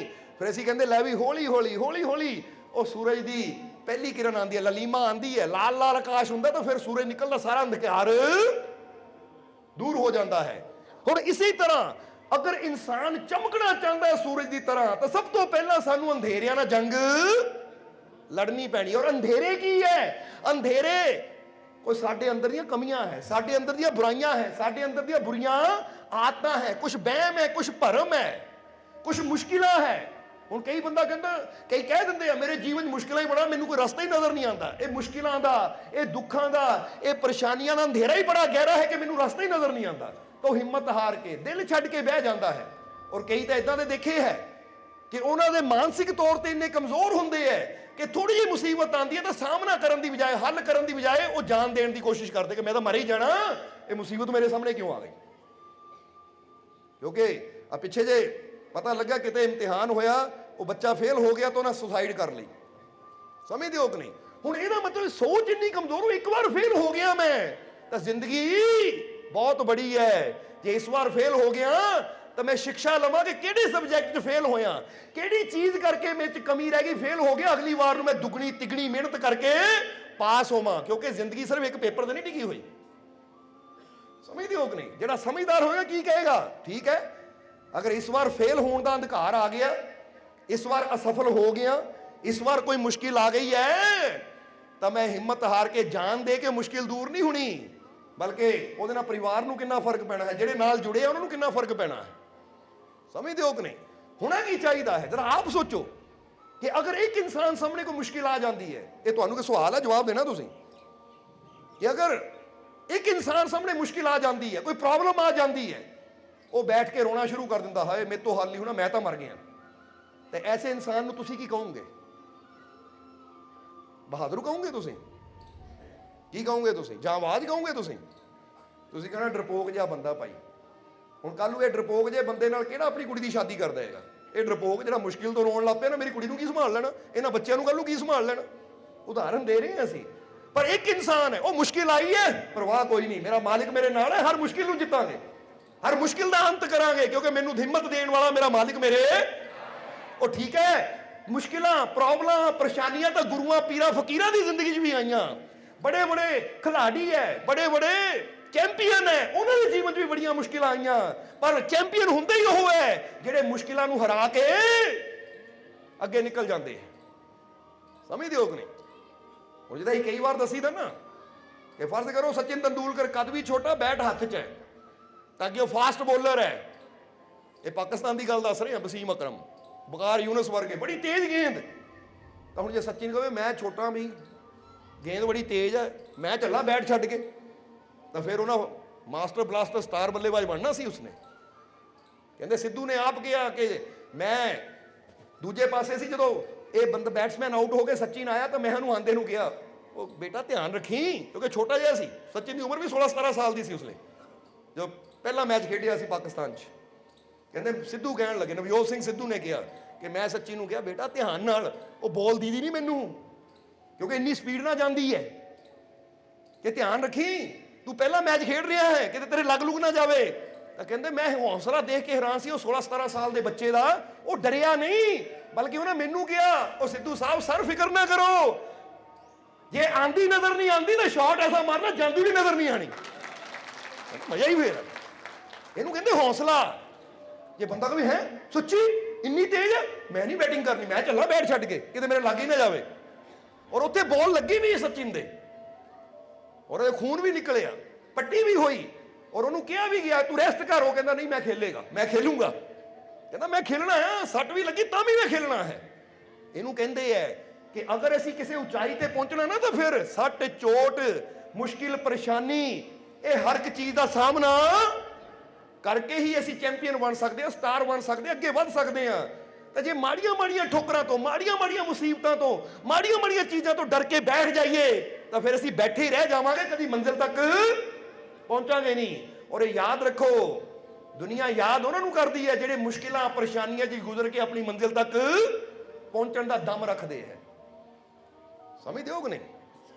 ਜਰਾ ਸੋਚ ਕੇ ਦੇਖੋ, ਇੱਕ ਛੋਟਾ ਬੱਚਾ ਅਗਰ ਉਹ ਕੁਝ ਸਿੱਖ ਰਿਹਾ, ਸਾਈਕਲ ਜਾਂ ਕੁਝ ਵੀ, ਹੁਣ ਸਾਈਕਲ ਚਲਾਉਂਦੇ ਅਗਰ ਗਿਰ ਕੇ ਗੋਡੇ 'ਤੇ ਸੱਟ ਲੱਗ ਜਾਵੇ, ਫਿਰ ਵੀ ਬੱਚਾ ਕਵੇ, ਮਾਂ-ਬਾਪ ਕਹਿਣ ਰਹਿਣ ਦੇ ਪੁੱਤ, ਰਹਿਣ ਦੇ, ਸੱਟ ਲੱਗ, ਹੁਣ ਨਹੀਂ ਮੈਂ ਸਿੱਖਣਾ ਆ, ਤਾਂ ਮਾਂ-ਬਾਪ ਨੂੰ ਵੀ ਗਰਵ ਹੁੰਦਾ, ਲੈ ਵੀ ਮਾਣ ਹੈ ਸਾਨੂੰ, ਬੱਚਾ ਸਾਡਾ ਸੱਟਾ ਚੋਟਾਂ ਨੂੰ ਮੰਨਦਾ ਨਹੀਂ, ਜਿੱਦੀ ਹੈ ਕਿ ਕਰਨਾ ਤਾਂ ਕਰਨਾ ਹੀ ਹੈ। ਔਰ ਐਸੇ ਬੱਚੇ ਸਿੱਖ ਵੀ ਲੈਂਦੇ ਹੈ। ਤਾਂ ਇੱਕ ਬੱਚਾ ਗਿਰਿਆ, ਰੋਣ ਲੱਗ ਗਿਆ, ਹਾਏ ਮੰਮੀ ਰਗੜ ਲੱਗ ਗਈ, ਖੂਨ ਵਗਦਾ ਪਿਆ, ਮੰਮੀ ਕਹਿੰਦੀ ਰਹਿਣ ਦੇ ਪੁੱਤ, ਹਾਂ ਮੰਮੀ ਰਹਿਣ ਨਹੀਂ ਦਿੰਦਾ, ਮੁੜ ਕੇ ਨਹੀਂ ਮੈਂ ਸਾਈਕਲ ਚਲਾਉਣਾ, ਸੱਟਾਂ ਹੀ ਬੜੀਆਂ ਲੱਗਦੀਆਂ। ਤੇ ਇੱਦਾਂ ਦਾ ਬੱਚਾ ਫਿਰ ਕਦੀ ਸਾਈਕਲ, ਜਵਾਬ ਦੇ ਦਿਓ ਸਾਨੂੰ। ਤਾਂ ਹੀ ਤਾਂ ਕਹਿੰਦੇ ਹੈ ਕਿ ਗਿਰ ਗਿਰ ਕੇ ਹੀ ਬੰਦਾ ਮਜ਼ਬੂਤ ਹੁੰਦਾ ਹੈ। ਇਸ ਲਈ ਗਿਰੇ ਵੀ ਤਾਂ ਹਾਰ ਮੰਨ ਕੇ ਨਹੀਂ ਬੈਠ ਜਾਣਾ, ਬਲਕਿ ਦੁਬਾਰਾ ਉੱਠਣ ਦੀ ਹਿੰਮਤ ਰੱਖਣੀ ਹੈ, ਦੁਬਾਰਾ ਉੱਠਣ ਦੀ ਤਾਕਤ ਰੱਖਣੀ ਹੈ। ਤੇ ਗਿਰ ਗਿਆ ਕੋਈ ਫਰਕ ਨਹੀਂ ਪੈਂਦਾ, ਚਾਹੇ ਮੈਂ 100 ਵਾਰ ਵੀ ਗਿਰਾਂ ਫਿਰ ਵੀ ਮੈਂ ਉੱਠ ਕੇ ਮੰਜ਼ਿਲ ਵੱਲ ਜਾਣ ਦੀ ਤਾਕਤ ਰੱਖਦਾ, ਹਿੰਮਤ ਰੱਖਦਾ ਹੈ। ਔਰ ਜਿਹਨਾਂ ਅੰਦਰ ਐਸੀ ਹਿੰਮਤ ਹੁੰਦੀ ਹੈ, ਮੰਜ਼ਿਲ ਉਹਨਾਂ ਨੂੰ ਮਿਲਦੀ ਵੀ ਹੈ, ਔਰ ਕਾਮਯਾਬੀ ਉਹਨਾਂ ਦੇ ਕਦਮਾਂ ਸਿਰ ਵੀ ਝੁਕਾਉਂਦੀ ਹੈ। ਸੋ ਹਿੰਮਤ ਪੈਦਾ ਕਰਨ ਦੀ ਜ਼ਰੂਰਤ ਹੈ, क्योंकि फिर कमांगे कि जो फकीरों के बताए रास्ते पर चलता है वही फिर अपनी जिंदगी कह दो हुण जिंदगी बदलनी है कि नहीं या इद्दां रखनी है। हुण फर्ज करो कई कहते जी बीमार बने आ तो फिर ठीक है, जे बीमार ही रहना है तो फिर जिद्दां कर रहे हो करी जाओ। तो जे हुण चाहते जिंदगी बदले, बीमारी तो तंदुरुस्ती तक पहुंचिए, निराशा तो आशा तक पहुंचिए, ना कामयाबी तो कामयाबी तक पहुंचिए, तो फिर फकीरां दे दसे रास्ते ते चलना कि नहीं? क्योंकि चलांगे तो फिर ही पहुंचांगे। तो जे बंदा सोचे मैनू किसी रास्ता दिखाने वाली लोड़ की है, मैनू फकीरां दी गुरुआं दी लोड़ की है, तो फिर भाई जिथे बैठा उत्थे चुप करके फिर तो चणक्या ने सही गल कही है। चणक्या एक बहुत बड़े विद्वान होए है, इसलिए उन्होंने चणक्या नीति बड़ी मशहूर है, जिन्होंने एक बच्चे नूं ही एक गवाले नूं जिहड़ा कि गऊआं मੱਝਾਂ चारन वाला बच्चा सी चंद्रगुप्त मौर्य, ਉਹਨੂੰ ਗਿਆਨ ਦੇ ਕੇ ਉਹਨੂੰ ਮगध ਦਾ सम्राट बना ਦਿੱਤਾ ਸੀ। ਇੱਥੋਂ ਪਤਾ ਲੱਗਦਾ ਗਿਆਨ ਦੀ ਤਾਕਤ ਕਿੰਨੀ ਹੈ ਕਿ ਗਊਆਂ ਚਾਰਨ ਵਾਲਾ ਇੱਕ ਬੱਚਾ ਚਣੱਕਿਆ ਦੇ ਕੋਲੋਂ ਗਿਆਨ ਲੈ ਕੇ ਮगध ਦਾ सम्राट ਬਣ ਗਿਆ। ਇਹ ਗਿਆਨ ਦੀ ਤਾਕਤ ਹੈ, ਸਮਝਦੇ ਹੋ ਕਿ ਨਹੀਂ? ਕਿਉਂਕਿ ਕਿਸੇ ਰਾਜੇ ਨੇ ਚਣੱਕਿਆ ਦੀ ਬੇਇੱਜ਼ਤੀ ਕਰ ਦਿੱਤੀ ਸੀ ਤਾਂ ਚਣੱਕਿਆ ਨੇ ਆਪਣੀ ਚੋਟੀ ਖੋਲ ਦਿੱਤੀ ਸੀ ਕਿ ਹੁਣ ਚੋਟੀ ਬੰਨੂਗਾ ਉਦੋਂ ਜਦੋਂ ਇਹ ਆਸਣ ਤੇ ਮੇਰਾ ਸ਼ੀਸ਼ੇ ਬੈਠੇਗਾ, ਇਹ ਸਿੰਘਾਸਨ ਤੇ ਮੇਰਾ ਸ਼ੀਸ਼ੇ ਬੈਠੇਗਾ। जरा समझना। और फिर चणक्या तलाश करन लगे तो फिर जंगल विच गऊआं मੱਝਾਂ चारदा चंद्रगुप्त मिलिया, जिहदी बुद्धि देख के चणक्या नूं होया कि इस ते दाव लाया जा सकता है, इहनूं तैयार किया जा सकता है। इसलिए गुरु भी उहनूं ही तैयार करता जिद्दां एक मूर्तिकार पहलां पत्थर देखदा है कि किहड़े पत्थर चों मूर्ति बन सकती है, क्योंकि कई पत्थर भी इदां दे हुंदे एक सੱਟ मारो तो उदों ही रेजा रेजा रेजा रेजा मतलब चूर चूर हो जाते हो। सो कई बार संत गुरु रहबर भी देखते हैं कि भाई थोड़ा ठोक के बजा के थोड़ा जिहा परख के देख लीए कि रहमत नूं संभालण दे लायक भी है, क्योंकि सट सहवांगे तो फिर ही मूर्त बनांगे। तो जे सट सहण नूं तैयार नहीं है उदां ही हाय हाय करनी शुरू कर दित्ती या डर दे नाल बैठ ही गए तो फिर रब भी देखदा ये रहमत पाण दे लायक नहीं है, हकदार नहीं है। इसलिए चणक्या ने जदों देखिया परख लई उस बच्चे दी तो फिर होया कि हाँ ये राजा बन सकता है। फिर उन्होंने अपनी शरण च लैके उन्होंने जिद्दां जिद्दां चणक्या कहते रहे उद्दां उद्दां सब कुछ सिखता गया, समझदा गया। ये ज्ञान ही सी चणक्या दा जिसने एक बच्चे नूं सम्राट बनाता। हालांकि वो कोई राजे का बेटा नहीं सी, ये तो हुंदा ना कि राजे का बेटा राजा बन गया या किसी दूजे राजे के बेटे ने हमला किया तो राजगद्दी नूं संभाल लिया। वो सिर्फ गऊआं मੱਝਾਂ चारन वाला सी, पर उसनूं ही इन्ना बलवान बना दिता ज्ञान के जरिए, समझ के जरिए कि वह ਸਿੰਘਾਸਨ ते बह गया। ਤਾਂ ਹੀ ਕਿਹਾ ਜਾਂਦਾ ਕਿ ਸੰਤਾਂ ਫਕੀਰਾਂ ਦੇ ਕੋਲ ਬਹਿ ਕੇ ਨਾ ਜ਼ਮੀਨ ਤੇ, ਜਿੱਦਾਂ ਅੱਜ ਜੇ ਤੁਸੀਂ ਵੀ ਕਹੀਏ ਨਾ ਅਸੀਂ ਜ਼ਮੀਨ ਤੇ ਬੈਠੇ ਆ, ਤਾਂ ਇਹਨੂੰ ਸਿਰਫ ਜ਼ਮੀਨ ਤੇ ਬੈਠਣਾ ਨਾ ਸਮਝੋ ਕਿ ਸੰਤਾਂ ਗੁਰੂਆਂ ਰਹਿਬਰਾਂ ਦੇ ਕੋਲ ਜੇ ਜ਼ਮੀਨ ਤੇ ਬਹਿ ਕੇ ਅਸੀਂ ਗਿਆਨ ਲੈਂਦੇ ਆ ਤਾਂ ਉਹ ਗਿਆਨ ਤੇ ਅਗਰ ਅਮਲ ਕਰਦੇ ਆ ਤਾਂ ਉਹ ਗਿਆਨ ਹੀ ਸਾਨੂੰ ਜ਼ਮੀਨ ਤੋਂ ਫਰਸ਼ ਤੋਂ ਅਰਸ਼ ਤੱਕ ਲੈ ਜਾਂਦਾ ਹੈ। ਕਿਉਂਕਿ ਜਿੰਨਿਆਂ ਨੇ ਵੀ, ਚਾਹੇ ਰਾਮ ਦੀ ਗੱਲ ਕਰੀਏ, ਸ਼੍ਰੀ ਕ੍ਰਿਸ਼ਨ ਦੀ ਗੱਲ ਕਰੀਏ, ਸ਼੍ਰੀ ਕ੍ਰਿਸ਼ਨ ਨੇ ਵੀ ਗੁਰੂ ਸੰਦੀਪਾਨ ਦੇ ਆਸ਼ਰਮ 'ਚ ਜ਼ਮੀਨ ਤੇ ਬਹਿ ਕੇ ਗਿਆਨ ਲਿਆ ਸੀ। राम ने भी जरा गौर करना महारिषि विशिष्ट उन्होंने आश्रम च बह के ज्ञान लिया सी, हालांकि राजपुत्र सी। वो कहते ज्ञान लैण वास्ते तो फिर की हुंदा है। हुण फर्ज करो तुहानूं प्यास लगी है, तुसीं पानी पीना होवे घड़े चों तो किद्दां पीओगे? घड़ा इत्थे है, तुसीं इत्थे पी लोगे? किद्दां पीना? घड़ा इत्थे चाहीदा तुहाडे, किद्दां चाहीदा है? इदां हुंदा ना। कहते जे कुछ लैना होवे तो हमेशा नीवें होके लेना पैंदा, झुक के लेना पैंदा है। इसलिए बड़े बड़े खिडारी, बड़े बड़े विजेता, बड़े बड़े जिहड़े ना एथलीट हुंदे है, बड़े बड़े खिलाड़ी हुंदे है ओलंपिक विच जिहड़े सारे मैच जितदे है, उन्हां नूं भी गोल्ड मैडल लैण वास्ते सिर नूं झुकाना पैंदा। मैं नहीं सिर झुकांदा, मैं तो जित्तिया भाई आ, फिर गोल्ड मैडल भी तेरे गल च पैना फिर, क्योंकि जे कुछ गल च पाउणा है तो झुकना तो झुकांदे कि नहीं सिर। चाहे पहले क्यों होंदा ना इदां बनाया फट्टा जिथे 1 2 3 नंबर लिखिया हुंदा है, जे पहले ते भी खड़दे तो इदां सिर झुकांदे, जिन्नी उच्ची खड़ा हुंदा उहनूं झुकना भी उन्ना, जिहड़ा तीजे नंबर ते खड़ा सब तो थल्ले उहनूं घट झुकना पैंदा, जिहड़ा पहले नंबर ते उहनूं सब तो ज्यादा झुकना पैंदा है। ਇਹਦਾ मतलब कुदरत दसदी है कि तू चाहे होवे जिड्डा बड़ा मर्जी चैंपीयन, होवे तेरे अंदर जिड्डा मर्जी कौन, पर जे रब दी रहमतां लैणी है तो सिर नूं झुकाना। फिर ये मान ना करके मैं फलाना हाँ, मैं कोई अफसर हाँ, मैं कोई फलाना पढ़िया लिखिया, जिदा कहना बंदा लै मेरे को डिग्रियां बड़िया वड्डियां वड्डियां, मैं तो बंदा ही बड़ा वड्डा हाँ, ਉਹ ਭਾਈ ਹਰ ਜਗ੍ਹਾ ਵੱਡਾ ਬਣ, ਪਰ ਰੱਬ ਦੇ ਘਰ 'ਚ ਤਾਂ ਨੀਵਾਂ ਹੋ ਕੇ ਗੱਲ ਬਣਨੀ। ਕਿਉਂਕਿ ਜੇ ਉੱਥੇ ਰਹਿਮਤ ਰੂਪੀ ਮੈਡਲ ਗਲ 'ਚ ਪਾਉਣਾ ਹੈ, ਖੁਸ਼ੀਆਂ ਦਾ ਮੈਡਲ ਚਾਹੀਦਾ ਹੈ, ਤਾਂ ਸਿਰ ਨੂੰ ਤਾਂ ਝੁਕਾਣਾ ਪੈਣਾ ਹੀ ਹੈ। ਕਿਉਂਕਿ ਬਿਨਾਂ ਸਿਰ ਝੁਕਾਇਆ ਉਹ ਰੱਬ ਦੀਆਂ ਰਹਿਮਤਾਂ ਸਾਡੇ ਤੱਕ ਨਹੀਂ ਪਹੁੰਚਦੀਆਂ। ਤਾਂ ਹੀ ਕਹਿੰਦੇ ਮਿੱਠਤ ਨੀਵੀਂ ਨਾਨਕਾ ਗੁਣ ਚੰਗਿਆਈਆਂ ਤਤ, ਕਿ ਜੋ ਨੀਵਾਂ ਹੋ ਕੇ ਬੰਦਾ ਲੈ ਸਕਦਾ ਹੈ ਨਾ, ਉਹ ਹੰਕਾਰ ਨਾਲ ਆਕੜ ਕੇ ਨਹੀਂ ਬੰਦਾ ਲੈ ਸਕਦਾ। ਜਰਾ ਆਪ ਸੋਚ ਕੇ ਦੇਖੋ, ਤੁਹਾਡੇ ਦਰ ਤੇ ਕੋਈ ਆ ਜਾਵੇ, ਉਹਨੂੰ ਕਿਸੇ ਚੀਜ਼ ਦੀ ਜ਼ਰੂਰਤ ਹੈ, ਆਕੜ ਕੇ ਕਹੇ ਦੇ ਦੇ ਮੈਨੂੰ, ਦੇਣੀ ਕਿ ਨਹੀਂ? ਇੱਕ ਰੋਟੀ ਦੇ ਦੇ ਮੈਨੂੰ, ਭਾਈ ਰੋਟੀ ਤਾਂ ਦੇ ਦੇ, ਮੰਗਣ ਦਾ ਢੰਗ ਹੀ ਹੈ, ਜਾ ਨਹੀਂ ਦੇਣੀ ਤੈਨੂੰ। ਜੇ ਕੋਈ ਨੀਵਾਂ ਹੋ ਕੇ ਆਵੇ ਤਾਂ ਫਿਰ ਇਹੀ ਕਹਿੰਦੇ ਲਾਇਕ ਕੀ, ਤੂੰ 4 ਲੈ ਜਾ, ਕਿਉਂਕਿ ਉਹਦੀ ਨਿਮਰਤਾ ਹੀ ਬੰਦੇ ਨੂੰ ਖੁਸ਼ ਕਰ ਦਿੰਦੀ ਹੈ। ਇਸੇ ਤਰ੍ਹਾਂ ਰੱਬ ਦੇ ਘਰ ਦਾ ਵੀ ਨਿਯਮ ਹੈ ਕਿ ਜਿਹੜਾ ਉੱਥੇ ਮਾਣ ਕਰਦਾ, ਹੰਕਾਰ ਕਰਦਾ ਹੈ, ਤਾਂ ਜਿੱਦਾਂ ਅਸੀਂ ਦੱਸੀਦਾ ਹੈ ਕਿ ਮਿੱਟੀ ਹੈ ਤੇ ਮਿੱਟੀ ਰਹਿਣਾ, ਫਿਰ ਕਾਹਦੀ ਬੱਲੇ ਬੱਲੇ, ਅੱਜ ਮਿੱਟੀ ਦੇ ਉੱਤੇ ਬੈਠਾ, ਕੱਲ ਮਿੱਟੀ ਦੇ, ਇੱਕ ਦਿਨ ਇਹੀ ਸਰੀਰ ਮਿੱਟੀ ਦੇ ਥੱਲੇ ਵੀ ਜਾਣਾ। ਇਹਦੀ ਹੰਕਾਰ ਨਾ ਕਰ, ਮਾਣ ਨਾ ਕਰ ਬੱਲੇ ਬੱਲੇ, ਕਿ ਮੈਂ ਤਾਂ ਬਹੁਤ ਬੱਲੇ ਬੱਲੇ ਵਾਲੀ ਹੈ। ਇਹ ਬੱਲੇ ਬੱਲੇ ਇੱਥੇ ਰਹਿ ਜਾਣੀ ਹੈ। ਜਦੋਂ ਮੌਤ ਆਈ ਤਾਂ ਫਿਰ ਇਹ ਦੇਹੀ ਕਿੱਥੇ ਜਾਣੀ, ਫਿਰ ਸਵਾਹ ਹੋ ਕੇ ਮਿੱਟੀ 'ਚ ਜਾਣੀ ਹੈ ਨਾ। ਇਸ ਲਈ ਕਹਿੰਦੇ ਹੈ ਕਿ ਕਾਮਯਾਬ ਹੋਣਾ ਹੈ ਤਾਂ ਫਿਰ ਕਵਾਂਗੇ ਕਿ ਜਿੱਦਾਂ ਚਣਕਿਆਂ ਨੇ ਬੜੀ ਪਿਆਰੀ ਗੱਲ ਕਹੀ ਹੈ ਕਿ ਜਿਨ੍ਹਾਂ ਨੇ ਬੱਚੇ ਨੂੰ, ਇੱਕ ਗਵਾਲੇ ਨੂੰ ਹੀ ਸਮਰਾਟ ਬਣਾਤਾ ਗਿਆਨ ਦੇ ਜ਼ਰੀਏ। ਇੱਥੋਂ ਪਹਿਲਾਂ ਤਾਂ ਗਿਆਨ ਦੀ ਵੈਲਿਊ ਸਮਝੋ ਕਿ ਜੀਵਨ 'ਚ ਗਿਆਨ ਕਿੰਨਾ ਜ਼ਰੂਰੀ ਹੈ। ਗਿਆਨ ਸਾਨੂੰ ਕਿੱਥੇ ਤੋਂ ਕਿੱਥੇ ਪਹੁੰਚਾ ਸਕਦਾ ਹੈ। ਹੁਣ ਉਹ ਚਣਕਿਆਂ ਨੇ ਕਿਹਾ ਕਿ ਜ਼ਿੰਦਗੀ में जिसका गुरु नहीं है, गुरु के बिना जिंदगी बेकार है। उसी तरह ये चणक्या दी बाणी है कि गुरु के बिना जिंदगी बेकार है, उसी तरह जैसे कुत्ते की धूम जो ना उसके अंगों को ढकती है और ना ही उसे मक्खी मच्छरों से बचाती है। कहते कुत्ते की पूंछ देखी टेढ़ी रहती है, ना तो पिछले अंगों को ढकती है, कोई पड़दा ही कर दे, तो ना ही जे ਉਹਦੇ ਬੋਡੀ ਤੇ ਬਹਿ ਕੇ ਕੋਈ ਮੱਖੀ ਮੱਛਰ ਦੰਦੀ ਵੱਡੇ तो ਉਹਦੀ ਪੂਛ ਉਹਨੂੰ ਵੀ, ਜਿਹਦਾ ਗਾਉਂ ਹੁੰਦੀ ਨਾ, ਮੱਝਾਂ ਹੁੰਦੀਆਂ, ਪੂਛ ਹਿਲਾ ਕੇ ਮੱਖੀਆਂ ਉਡਾ ਦਿੰਦੀਆਂ ਹੈ। ਪਰ ਉਹ ਕਹਿੰਦੇ ਕੁੱਤੇ ਦੀ ਧੂਮ ਬੇਕਾਰ ਹੈ, ਨਾ ਉਹਦੇ ਪਿਛਵਾੜੇ ਨੂੰ, ਪਿਛਲੇ ਅੰਗਾਂ ਨੂੰ ਢੱਕਦੀ ਹੈ, ਤੇ ਨਾ ਹੀ ਉਹਨੂੰ ਮੱਖੀ ਮੱਛਰ ਤੋਂ। ਹੁਣ ਚਣਕਿਆ ਦੀ ਬਾਣੀ ਕੀ ਕਰੀਏ, ਦੱਸਣਾ ਤਾਂ ਪੈਣਾ ਹੀ ਹੈ ਨਾ, ਕਿਉਂਕਿ ਮਿਸਾਲ ਦੇ ਰਹੇ ਆ ਉਹ ਕਿ ਬਿਨਾਂ ਗੁਰੂ ਤੋਂ ਬੰਦਾ ਵੀ ਇਦਾਂ ਦਾ ਹੀ ਹੈ। ਉਹ ਕਿਉਂ?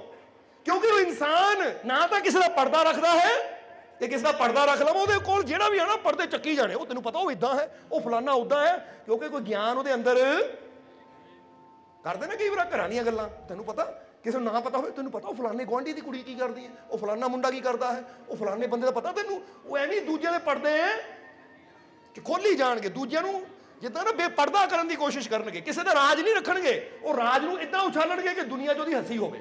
ਉਹ ਕਹਿੰਦੇ ਕੁੱਤੇ ਦੀ ਧੂਮ ਹੈ, ਇਹਨੂੰ ਚਾਹੇ ਨਾਲੀ 'ਚ ਰੱਖ ਲਓ 100 ਸਾਲ, ਚਲੋ 100 ਸਾਲ ਜ਼ਿਆਦਾ ਕਹਿਤਾ, 12 ਸਾਲ,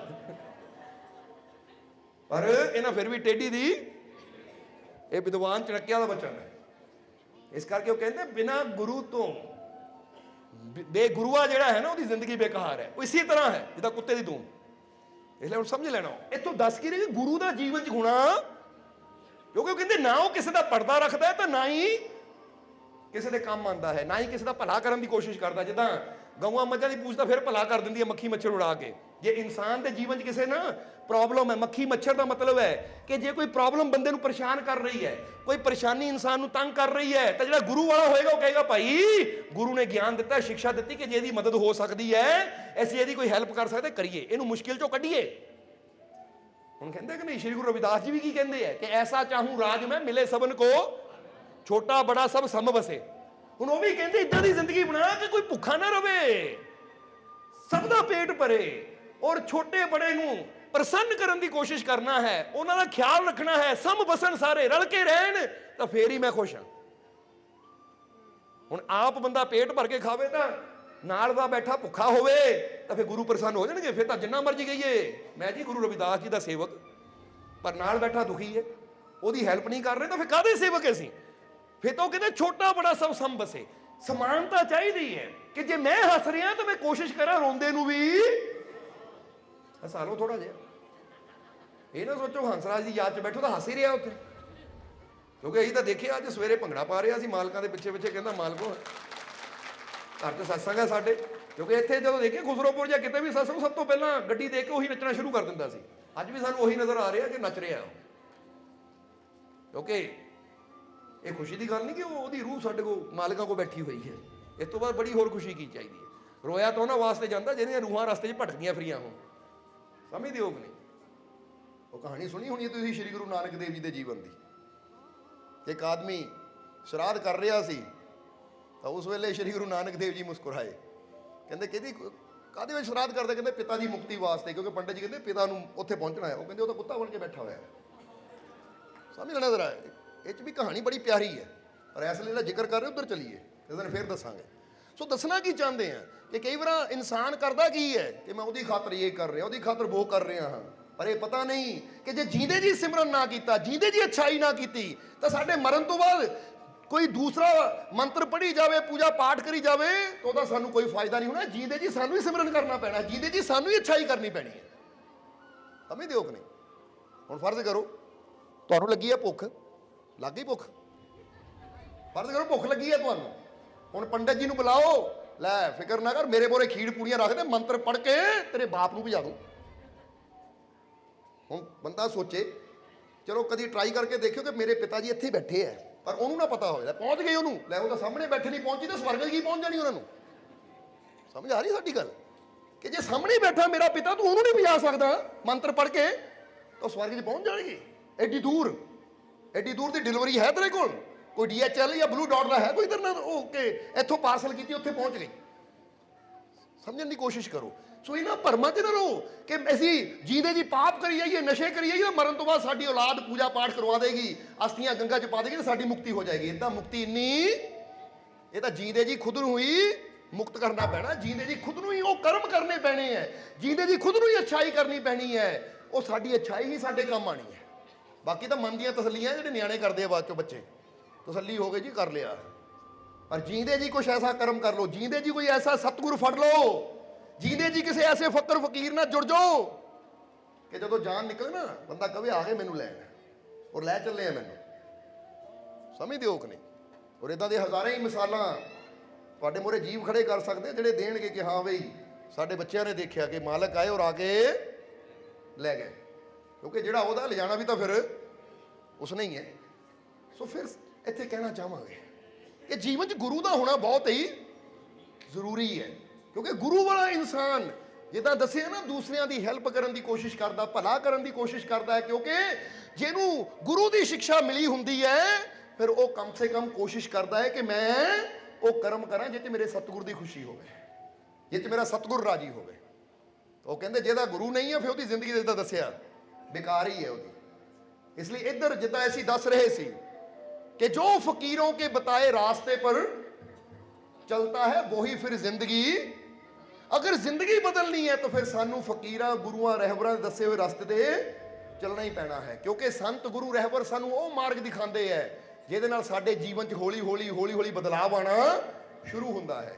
और फिर कहांगे कि जो अंधेरों से जंग जीते हैं वही फिर सूरज बनकर निकलता है, कि ਜਿਹੜੇ ਅੰਧੇਰਿਆਂ ਨਾਲ ਜੰਗ ਲੜਨ ਨੂੰ ਤਿਆਰ ਹੈ ਨਾ ਔਰ ਜਿੱਤਣ ਨੂੰ ਤਿਆਰ ਹੈ। ਇਸ ਕਰਕੇ ਅੱਜ ਤੁਹਾਡੇ ਜੀਵਨ 'ਚ ਵੀ ਅਗਰ ਕੋਈ ਮੁਸ਼ਕਿਲ ਹੈ, ਕੋਈ ਪ੍ਰੋਬਲਮ ਹੈ, ਕੋਈ ਪਰੇਸ਼ਾਨੀ ਹੈ, ਕੋਈ ਨਿਰਾਸ਼ਾ ਹੈ, ਤਾਂ ਛੱਡ ਦਿਓ ਇਹਨਾਂ ਚੀਜ਼ਾਂ ਨੂੰ ਔਰ ਆਪਣੇ ਆਪ ਨੂੰ ਇੰਨਾ ਮਜ਼ਬੂਤ ਕਰੋ ਕਿ ਹੋਵੇ ਜਿੰਨਾ ਮਰਜ਼ੀ ਦੁੱਖਾਂ ਦਾ ਅੰਧਕਾਰ, ਪਰ ਮੈਨੂੰ ਕੋਈ ਡਰ ਨਹੀਂ ਹੈ, ਕਿਉਂਕਿ ਮੈਨੂੰ ਇਹਨਾਂ ਦੁੱਖਾਂ 'ਚੋਂ ਕੱਢਣ ਵਾਲਾ ਮੇਰਾ ਮਾਲਿਕ ਮੇਰੇ, ਮੈਨੂੰ ਹਿੰਮਤ ਦੇਣ ਵਾਲਾ, ਮੈਨੂੰ ਸ਼ਕਤੀ ਦੇਣ ਵਾਲਾ ਮੇਰਾ ਮਾਲਿਕ ਮੇਰੇ, ਅਜੇ ਉਹਦੀ ਰਹਿਮਤ ਮੇਰੇ ਨਾਲ ਹੈ ਤਾਂ ਕਿਸੇ ਮੁਸੀਬਤ, ਕਿਸੇ ਅੰਧਕਾਰ ਦਾ ਕੀ ਦਮ ਕੇ ਮੈਨੂੰ ਹਰਾ ਦੇਵੇ।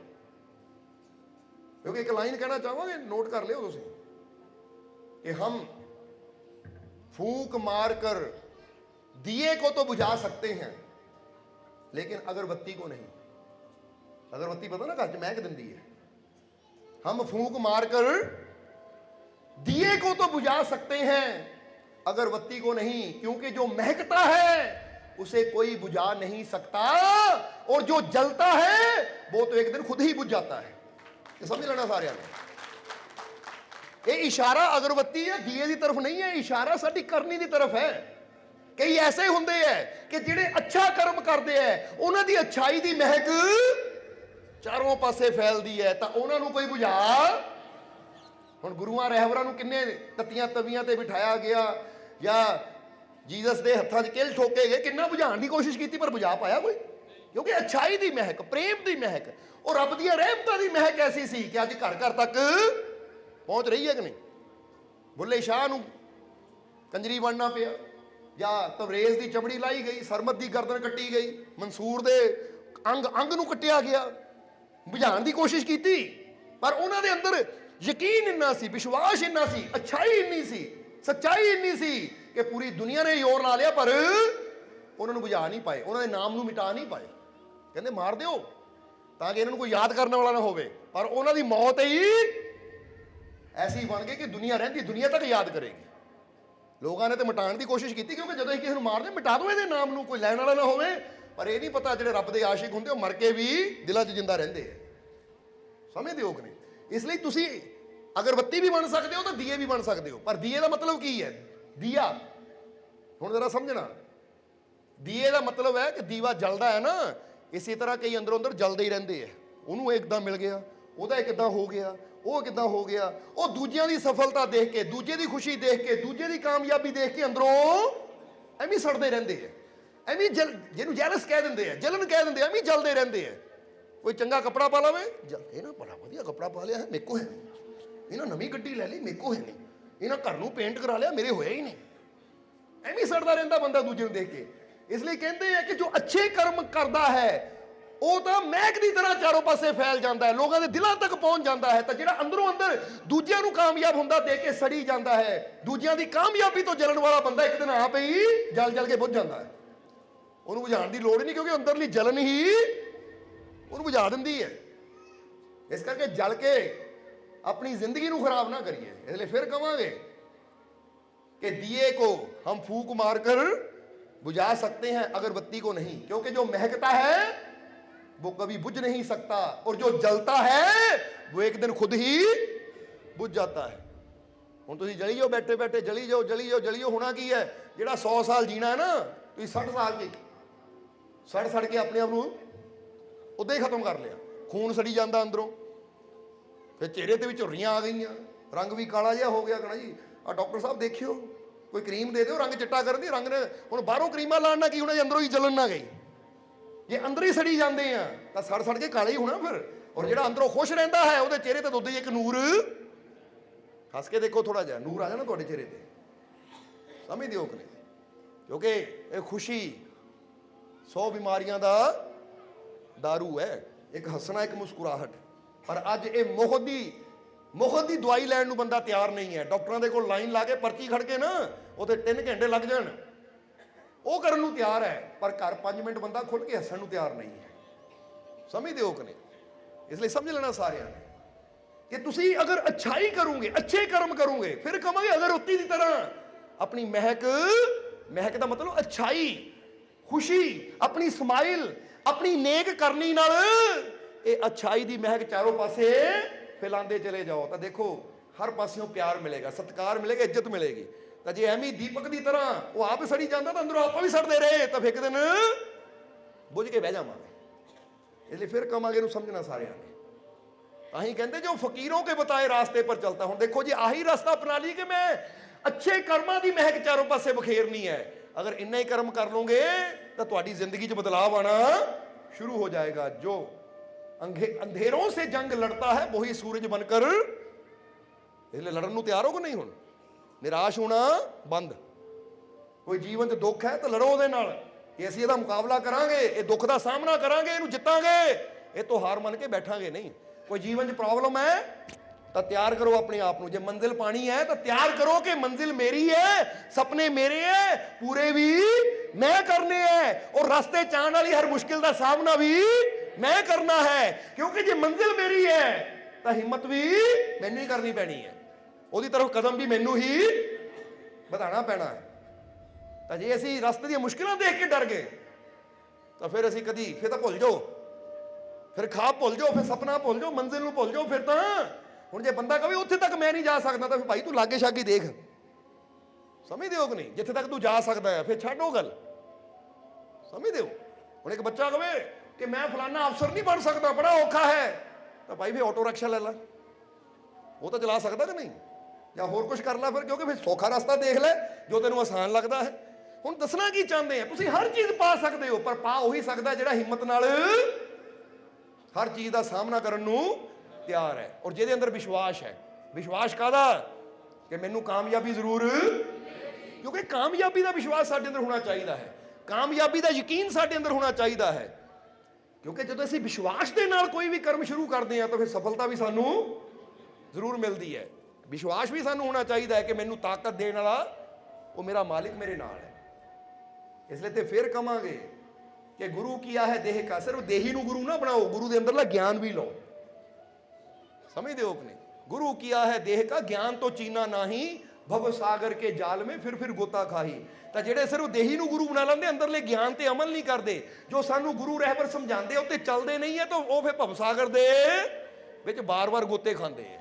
ਤਾਂ ਜਿਹੜਾ ਗੁਰੂ ਦੇ ਕੋਲ ਬੈਠ ਕੇ ਜੋ ਗੁਰੂ ਸਮਝਾਉਂਦੇ ਹੈ, ਜੋ ਉਹਨਾਂ ਦੀ ਬਾਣੀ ਹੈ, ਜੋ ਬਚਨ ਹੈ, ਉਸ ਤੇ ਅਮਲ ਕਰਦੇ ਹੈ, ਫਿਰ ਉਹ ਭਵ ਸਾਗਰ ਨੂੰ ਪਾਰ ਕਰ ਜਾਂਦੇ ਆ। ਫਿਰ ਉਹਨਾਂ ਨੂੰ ਕੋਈ ਡਰ, ਕੋਈ ਚਿੰਤਾ ਨਹੀਂ ਰਹਿ ਜਾਂਦੀ। ਇਸ ਲਈ ਇੱਥੇ ਇੱਕ ਸ਼ਬਦ ਹੋਰ ਕਬੀਰ ਸਾਹਿਬ ਨੇ ਬੜਾ ਪਿਆਰਾ ਕਿਹਾ ਹੈ, ਦੱਸਣਾ ਚਾਹਾਂਗੇ ਕਿ ਗੁਰੂ ਹੈ ਬਹੁਤ ਪ੍ਰਕਾਰ ਕੀ ਆਪਣੀ ਆਪਣੀ ਠੋਰ। ਕਹਿੰਦੇ ਗੁਰੂ ਦੁਨੀਆ ਤੇ ਬਹੁਤ ਹੈ, ਆਪਣੀ ਆਪਣੀ ਠੋਰ, ਅਲੱਗ-ਅਲੱਗ ਸੰਤ ਗੁਰੂ ਰਹਿਬਰ ਬਹੁਤ ਹੈ ਦੁਨੀਆ ਤੇ, ਪਰ ਤੈਨੂੰ ਕਿਹੜਾ ਗੁਰੂ ਬਣਾਉਣਾ ਚਾਹੀਦਾ? ਕਬੀਰ ਸਾਹਿਬ ਦੱਸਦੇ ਹੈ ਕਿ ਗੁਰੂ ਹੈ ਬਹੁ ਪ੍ਰਕਾਰ ਕੇ ਆਪਣੀ ਆਪਣੀ ਠੋਰ। ਕਿਉਂਕਿ ਤੁਸੀਂ ਦੇਖੋਗੇ ਕੋਈ ਕਿਸੇ ਧਰਮ 'ਚ, ਕੋਈ ਕਿਸੇ ਧਰਮ 'ਚ, ਕੋਈ ਕੁਛ ਇਹ ਤਾਂ ਕਹਿੰਦੇ ਗੁਰੂ ਬਹੁਤ ਪ੍ਰਕਾਰ ਦੇ ਹੈ ਦੁਨੀਆ ਤੇ, ਆਪਣੀ ਆਪਣੀ ਠੋਰ, ਆਪਣੀ ਆਪਣੀ ਜਗ੍ਹਾ ਬੈਠੇ ਹੈ ਸਾਰੇ। ਪਰ ਤੈਨੂੰ ਜੇ ਗੁਰੂ ਚਾਹੀਦਾ ਹੈ ਤਾਂ ਤੂੰ ਕਿਹੜਾ ਗੁਰੂ ਬਣਾਉਣਾ ਹੈ? ਹੁਣ ਜਰਾ ਗੌਰ ਕਰਨਾ, ਕਬੀਰ ਸਾਹਿਬ ਦੱਸ ਰਹੇ ਆਪਣੀ ਬਾਣੀ 'ਚ ਕਿ ਗੁਰੂ ਹੈ ਬਹੁ ਪ੍ਰਕਾਰ ਕੇ ਆਪਣੀ ਆਪਣੀ ਠੋਰ, ਸਾਹਸ ਪ੍ਰੇਮ ਵਿਸ਼ਵਾਸ ਦੇ ਉਸ ਸਤਿਗੁਰ ਚਿਤ ਜੋੜ। ਕਹਿੰਦੇ ਜਿਹੜਾ ਗੁਰੂ ਤੇਰੇ ਅੰਦਰ ਸਾਹਸ ਪ੍ਰੇਮ ਵਿਸ਼ਵਾਸ ਨੂੰ ਜਗਾ ਦੇਵੇ, ਤੈਨੂੰ ਉਹ ਗੁਰੂ ਦੀ ਲੋੜ ਹੈ, ਉਹਦੇ ਨਾਲ ਆਪਣਾ ਚਿੱਤ ਜੋੜ ਤੂੰ। ਕਿਉਂਕਿ ਸਿਰਫ ਇਹ ਨਹੀਂ ਕਿ ਗੁਰੂ ਕਹੇ ਲੈ ਨਾਮ ਲੈ ਲੈ ਤਾਂ ਬਹਿ ਕੇ ਸਿਮਰਨ ਕਰ ਤੂੰ ਬਸ। ਹੁਣ ਸਾਡੇ ਕੋਲ ਟਾਈਮ ਹੈ ਨਹੀਂ ਤੈਨੂੰ ਟਾਈਮ ਦੇਣ ਦਾ। ਹੁਣ ਦੁੱਖ ਆਵੇ ਤਾਂ ਡਰ, ਪਰੇਸ਼ਾਨੀ ਆਵੇ ਤਾਂ ਡਰ। ਸਮਝਦੇ ਹੋ ਕਿ ਨਹੀਂ? ਹੁੰਦਾ ਕਈ ਵਾਰ ਸਾਡੇ ਇਹ ਮਾਲ ਤੋਂ ਫਲਾਨੀ ਜਗ੍ਹਾ ਤੋਂ ਨਾਮਦਾਨ ਲਿਆ ਹੈ, ਦੁੱਖ ਹੈ ਤਾਂ ਉਹ ਕਹਿੰਦੇ ਤੁਹਾਡੇ ਕਰਮ ਕੱਟੀ ਜਾਓ। ਇਹ ਕਹੇ ਫਿਰ ਨਾਮਦਾਨ ਲੈਣ ਦਾ ਕੀ ਫਾਇਦਾ ਜੇ ਗੁਰੂ ਕਹੇ ਕਰਮ ਕੱਟੀ ਜਾਓ? ਗੁਰੂ ਤਾਂ ਉਹ ਚਾਹੀਦਾ ਜਿਹੜਾ ਜੇ ਅੱਜ ਦੁੱਖ ਹੈ ਨਾ, ਉਹ ਫਿਕਰ ਨਾ ਕਰ, ਤੇਰੇ ਨਾਲ ਹੈ, ਕਰਮ ਕੱਟਾਂਗੇ ਤੇਰੇ, ਹਰ ਮੁਸ਼ਕਿਲ ਤੋਂ ਕੱਢਾਂਗੇ ਤੈਨੂੰ। ਜੇ ਕਰਮ ਹੀ ਕਟਾਣੇ ਹੈ ਤਾਂ ਫਿਰ ਤੁਹਾਡੇ ਕੋਲ ਨਾਮਦਾਨ ਲੈਣ ਦੀ ਕੀ ਲੋੜ ਹੈ? ਸਮਝਦੇ ਹੋ ਕਿ ਨਹੀਂ? ਜੇ ਮੈਂ ਹੀ ਕਰਨਾ ਆ ਤਾਂ ਫਿਰ ਕੀ ਹੈ? ਜਦੋਂ ਫਰਜ਼ ਕਰੋ ਬੰਦਾ ਕਹੇ ਪਿਆਸਾ ਆ, ਜਾਂ ਗੁਰੂ ਕਹੇ ਪਾਣੀ ਲੱਭ ਲਾ ਆਪ ਹੀ ਜਾ ਕੇ, ਤਾਂ ਭਾਈ ਫਿਰ ਤੁਹਾਡੇ ਕੋਲ ਮੈਂ ਆਉਣ ਦੀ ਕੀ ਲੋੜ ਹੈ ਮੈਨੂੰ? ਤਾਂ ਜੇ ਕਹੇ ਚੱਲ ਇਕੱਠੇ ਪਾਣੀ ਲੱਭਦੇ ਆ, ਉਹ ਜਿਹੜਾ ਤੈਨੂੰ 100 ਦਿਨਾਂ ਬਾਅਦ ਮਿਲਣਾ, ਤੈਨੂੰ 10 ਦਿਨਾਂ 'ਚ, 10 ਦਿਨ ਵੀ ਜ਼ਿਆਦਾ ਕਹਿ ਦਿੱਤਾ, 10 ਪਲਾਂ 'ਚ ਮਿਲਾਵਾਂਗੇ ਤੈਨੂੰ। ਸਮਝਦੇ ਹੋ ਕਿ ਨਹੀਂ? ਯਾਨੀ ਕਹਿਣ ਦਾ ਮਤਲਬ ਕੀ ਹੈ ਕਿ ਗੁਰੂ ਕਹੇ ਚੱਲ ਮੈਂ ਤੇਰੇ ਨਾਲ ਹਾਂ, ਉਹ ਹਿੰਮਤ ਦੇਵੇ, ਹੌਸਲਾ ਦੇਵੇ, ਸਾਹਸ ਦੇਵੇ, ਹਰ ਮੁਸੀਬਤ ਨਾਲ ਲੜਨ ਦਾ ਬਲ ਦੇਵੇ। ਇਹ ਨਹੀਂ ਕਿ ਮੁਸੀਬਤ ਆਵੇ ਤਾਂ ਆਪ ਹੀ ਡਰ ਕੇ ਬਹਿ ਜਾਵੇ। ਜਦੋਂ ਪਿੱਛੇ ਕਰੋਨਾ ਆਇਆ ਸੀ ਤਾਂ ਸਾਰੇ ਕਹਿੰਦੇ ਪਿੱਛੇ ਪਿੱਛੇ ਹੋ ਜਾਓ ਭਾਈ, ਕੋਈ ਲਾਗੇ ਨਾ ਆਵੇ, ਬੰਦ ਕਰ ਦਿਓ ਦਰਵਾਜ਼ੇ। ਪਰ ਅਸੀਂ ਕਹਿੰਦੇ ਦਰਵਾਜ਼ੇ ਖੋਲ ਦਿਓ, ਲਾਗੇ ਆਣ ਦਿਓ ਸਾਰਿਆਂ ਨੂੰ ਸਾਡੇ, ਕਿਉਂਕਿ ਇਸ ਵੇਲੇ ਸਾਰਿਆਂ ਨੂੰ ਸਾਡੀ ਜ਼ਿਆਦਾ ਜ਼ਰੂਰਤ ਹੈ। ਬੈਠੇ ਇੱਥੇ ਜੀਵ ਜਿਹੜੇ ਕਰੋਨਾ ਵਿੱਚ ਵੀ ਜਾਂਦੇ ਸੀ ਦਰਬਾਰ ਤੇ, ਇੱਕ ਦਿਨ ਵੀ ਦਰਵਾਜ਼ਾ, ਲੋਕਡਾਊਨ ਵੀ ਲੱਗਾ ਸੀ, ਦਰਵਾਜ਼ਾ ਬੰਦ ਨਹੀਂ ਹੋਇਆ, ਕਿਉਂਕਿ ਪਤਾ ਆਹੀ ਟਾਈਮ ਹੈ ਜਦੋਂ ਸਾਡੇ ਪਿਆਰਿਆਂ ਨੂੰ ਸਾਡੀ ਸਭ ਤੋਂ ਜ਼ਿਆਦਾ, ਲੋਕੀ ਕਹਿੰਦੇ ਸੀ ਗੇਟ ਬੰਦ ਕਰ ਦਿਓ ਮੰਦਰਾਂ ਮਸਜਿਦਾਂ ਗੁਰਦੁਆਰਿਆਂ ਦੇ, ਯਾਨੀ ਧਾਰਮਿਕ ਸਥਾਨਾਂ ਦੇ। ਅਸੀਂ ਕਿਹਾ ਦਰਬਾਰ ਦੇ ਦਰਵਾਜ਼ੇ ਖੋਲ ਦਿਓ, ਇਸ ਵੇਲੇ ਜਿਹੜਾ ਆਉਣਾ ਚਾਹੁੰਦਾ ਆ ਸਕਦਾ ਹੈ। ਔਰ ਸਪੈਸ਼ਲ ਅਸੀਂ ਕਹਿੰਦੇ ਸੀ ਮਾਸਕ ਲਾ ਕੇ ਆਓ, ਮਾਸਕ ਲਾਉਣ ਦੀ ਵੀ, ਕਿਉਂਕਿ ਇਹ ਉਹ ਦਰ ਹੈ ਜਿੱਥੇ ਡਰ ਤਾਂ ਹੈ ਹੀ ਨਹੀਂ, ਜਿੱਥੇ ਰਹਿਮਤ ਹੈ, ਬਰਕਤ ਹੈ, ਬਖਸ਼ਿਸ਼ ਹੈ। ਅਸੀਂ ਤਾਂ ਉਹ ਟਾਈਮ ਵੀ ਸਾਰਿਆਂ ਨੂੰ ਹਿੰਮਤ ਦੇ ਰਹੇ ਸੀ, ਔਰ ਲੋਕ ਆਪਣੇ ਘਰਾਂ 'ਚ ਬੈਠੇ ਸੀ, ਔਰ ਅਸੀਂ ਲਿਸਟ ਬਣਾਈ ਹੋਈ ਸੀ ਕਿ ਅੱਜ ਫਲਾਣੇ ਪਿੰਡ ਜਾ ਕੇ ਸਾਰੇ ਘਰਾਂ ਨੂੰ ਮਿਲਣਾ, ਅੱਜ ਫਲਾਣੇ ਦਿਨ 'ਚ। ਸ਼ਾਇਦ ਖੁਸਰੋਪੁਰ ਦੀ ਵਾਰੀ ਆਈ ਸੀ ਕਿ ਨਹੀਂ ਆਈ ਸੀ? ਆਹ ਖੁਸਰੋਪੁਰ 'ਚ ਵੀ ਆਏ ਸੀ, ਕਿਉਂਕਿ ਸਾਰੇ ਅਜੀਬਾਂ ਨੂੰ ਮਿਲੇ ਜਾ ਕੇ, ਜਿੱਥੇ ਲੋਕ ਕਹਿੰਦੇ ਰਿਸ਼ਤੇਦਾਰ ਘਰ 'ਚ ਨਾ ਆਉਣ। ਅਸੀਂ ਕਿਉਂ ਘੁੰਮੇ, ਸਾਰੇ ਪਿੰਡਾਂ 'ਚ ਗਏ, ਤਾਂ ਕਿ ਇਹਨਾਂ ਨੂੰ ਪਤਾ ਲੱਗੇ ਕਿ ਮਾਲਕ ਸਿਰਫ ਕਹਿੰਦੇ ਨਹੀਂ, ਬਲਕਿ ਦੁੱਖ ਦੀ ਘੜੀ 'ਚ ਵਾਕਈ ਸਾਡੇ ਨਾਲ ਹੈ। ਕਿਉਂਕਿ ਪਤਾ ਹੀ ਇੱਥੋਂ ਲੱਗਦਾ ਹੈ।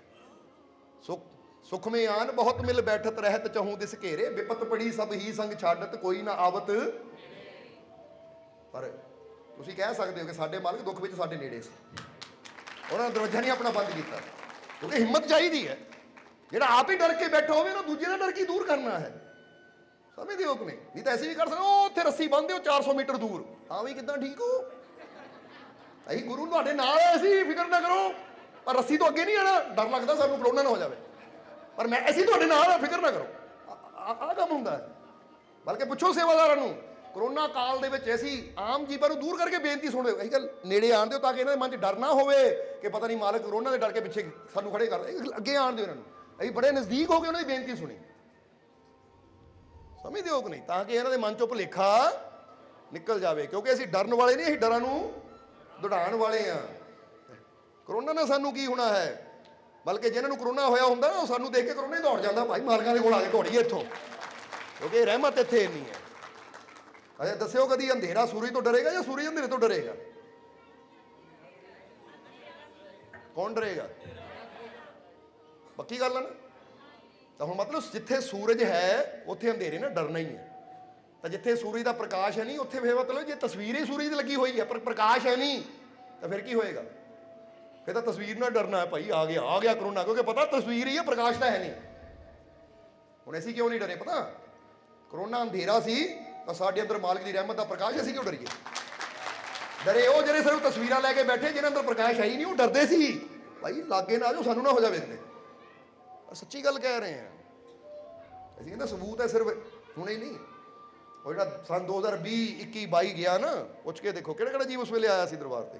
ਹਰ ਵੀਰਵਾਰ ਸਤਸੰਗ ਹੁੰਦੇ ਸੀ, ਆਉਂਦੇ ਸੀ, ਬਹੁਤ ਜੀਵ ਹੈ। ਚਲੋ ਇੱਥੇ ਚੰਦ ਬੈਠੇ ਹੈ। ਸੋ ਕਬੀਰ ਸਾਹਿਬ ਕਹਿੰਦੇ ਗੁਰੂਓ ਤੇਰੇ ਜੀਵਨ ਜੂਣਾ ਚਾਹੀਦਾ ਹੈ, ਸਾਹਸ ਪ੍ਰੇਮ ਵਿਸ਼ਵਾਸ ਦੇ ਉਸ ਸਤਿਗੁਰ ਚਿਤ ਜੋੜ। गुरु है बहुत प्रकार के अपनी अपनी ठोर, पर साहस प्रेम विश्वास दे उस सतगुर चित जोड़। अपने चित नूं ओदे नाल जोड़ जेड़ा तेरे अंदर साहस भर देवे कि किसी मुश्किल दा डर तैनू रवे ही ना, जेड़ा तेरे अंदर विश्वास पैदा कर देवे। विश्वास कादा? कि मैं कामयाब हो सकदा हां, मैनू कामयाबी जरूर मिलेगी, मैं कर सकदा हां क्योंकि मैनू कामयाबी देने वाला मेरा मालिक मेरे। ये विश्वास हुंदा कि नहीं? एक क्योंकि ਜਿਹੜਾ ਕਹਿੰਦਾ ਮੇਰੇ ਤੋਂ ਨਹੀਂ ਹੋਣਾ ਇਹਦਾ ਮਤਲਬ ਇਹਨੂੰ ਵਿਸ਼ਵਾਸ ਹੀ ਹੈ ਨਹੀਂ। ਜਾਂ ਜੇ ਕੋਈ ਦੁੱਖ ਹੈ ਨਾ ਤਾਂ ਕਰੋ ਵਿਸ਼ਵਾਸ, ਮੇਰਾ ਮਾਲਿਕ ਮੇਰੇ ਨਾਲ ਹੈ, ਦੁੱਖ ਦਾ ਅੰਤ ਹੋਏਗਾ, ਮੈਨੂੰ ਖੁਸ਼ੀਆਂ ਜ਼ਰੂਰ, ਮੈਨੂੰ ਕਾਮਯਾਬੀ ਜ਼ਰੂਰ, ਮੈਨੂੰ ਸਫਲਤਾ ਜ਼ਰੂਰ। ਇਹਨੂੰ ਕਹਿੰਦੇ ਵਿਸ਼ਵਾਸ। ਔਰ ਨਾਲ ਪ੍ਰੇਮ, ਸਾਹਸ ਪ੍ਰੇਮ ਵਿਸ਼ਵਾਸ ਦੇ, ਕਿ ਜਿਹੜਾ ਤਿੰਨ ਗੁਣ ਸਾਡੇ ਅੰਦਰ ਭਰ ਦੇਵੇ ਨਾ, ਇੱਕ ਸਾਹਸ ਕਿ ਕੋਈ ਡਰ ਨਾ ਰਵੇ, ਪ੍ਰੇਮ ਕਿ ਕਿਸੇ ਨਾਲ ਨਫ਼ਰਤ ਨਾ ਰਵੇ, और विश्वास कि मैनू अपने आप ते, अपने मालिक ते, अपने रब ते यकीन है। जिले टाइम हुण काफी हो गया, थोड़ा आखिरले वचन एक गल कहांगे कि इहनूं भी तुसीं नोट कर लेना कि कभी किस्मत के भरोसे मत चलो। कभी की क्या सी? हाँ, देखना भी है कि तुसीं याद भी करदे हो कि नहीं। कभी किस्मत के भरोसे मत चलो, क्योंकि किस्मत कभी भी धोखा। जिदा कई बार बंदा मेरी तो किस्मत ने धोखा दे दिता, मेरी तो किस्मत ने साथ नहीं दिता, तां इदां हो गया, कह दिंदे ना कई। ये कहते किस्मत के भरोसे मत चलो, किस्मत कभी भी धोखा दे सकती है। चलना है तो अपने मालिक की रहमत के भरोसे चलो, क्योंकि रहमत यहां भी और वहां भी साथ देती है। हुण जे तुहानूं पुछिए उत्थे किहने काम आना है, तां बंदा कहदा रब दी रहमतां ही काम आणीआं है, और रब ने ही काम आना है। समझते हो कि नहीं? इस करके बंदा ये ना कहे मैं किस्मत के भरोसे चल रहा हाँ, ये काम किस्मत होया तो कामयाबी मिल जाएगी, नहीं होया तो नहीं मिलेगी। और नहीं, ऐसी किस्मत के भरोसे चलने वाले नहीं हाँ, असी अपने मालिक दी रहमत के भरोसे चलने वाले हाँ कि सानू कामयाबी जरूर मिलेगी, क्योंकि मालिक दी रहमत मेरे, मेरा मालिक मेरे। ये विश्वास रखिए। तो जे बंदा कहे लै ठोकर लगी मिली नहीं, ओ कोई गल नहीं, ये भी ज्ञान मिलिया कि इत्थे मेरी कमी सी, दोबारा कोशिश करांगे, क्योंकि मैं तब तक कोशिश करूंगा जब तक मैं जीत नहीं जाता। चाहे एक बार, चाहे दो बार, चाहे तीन बार, पर उदों तक कोशिश करते रहना जब तक मैनू मेरी मंजिल। मजा तो यही है ना फिर, समझते हो कि नहीं?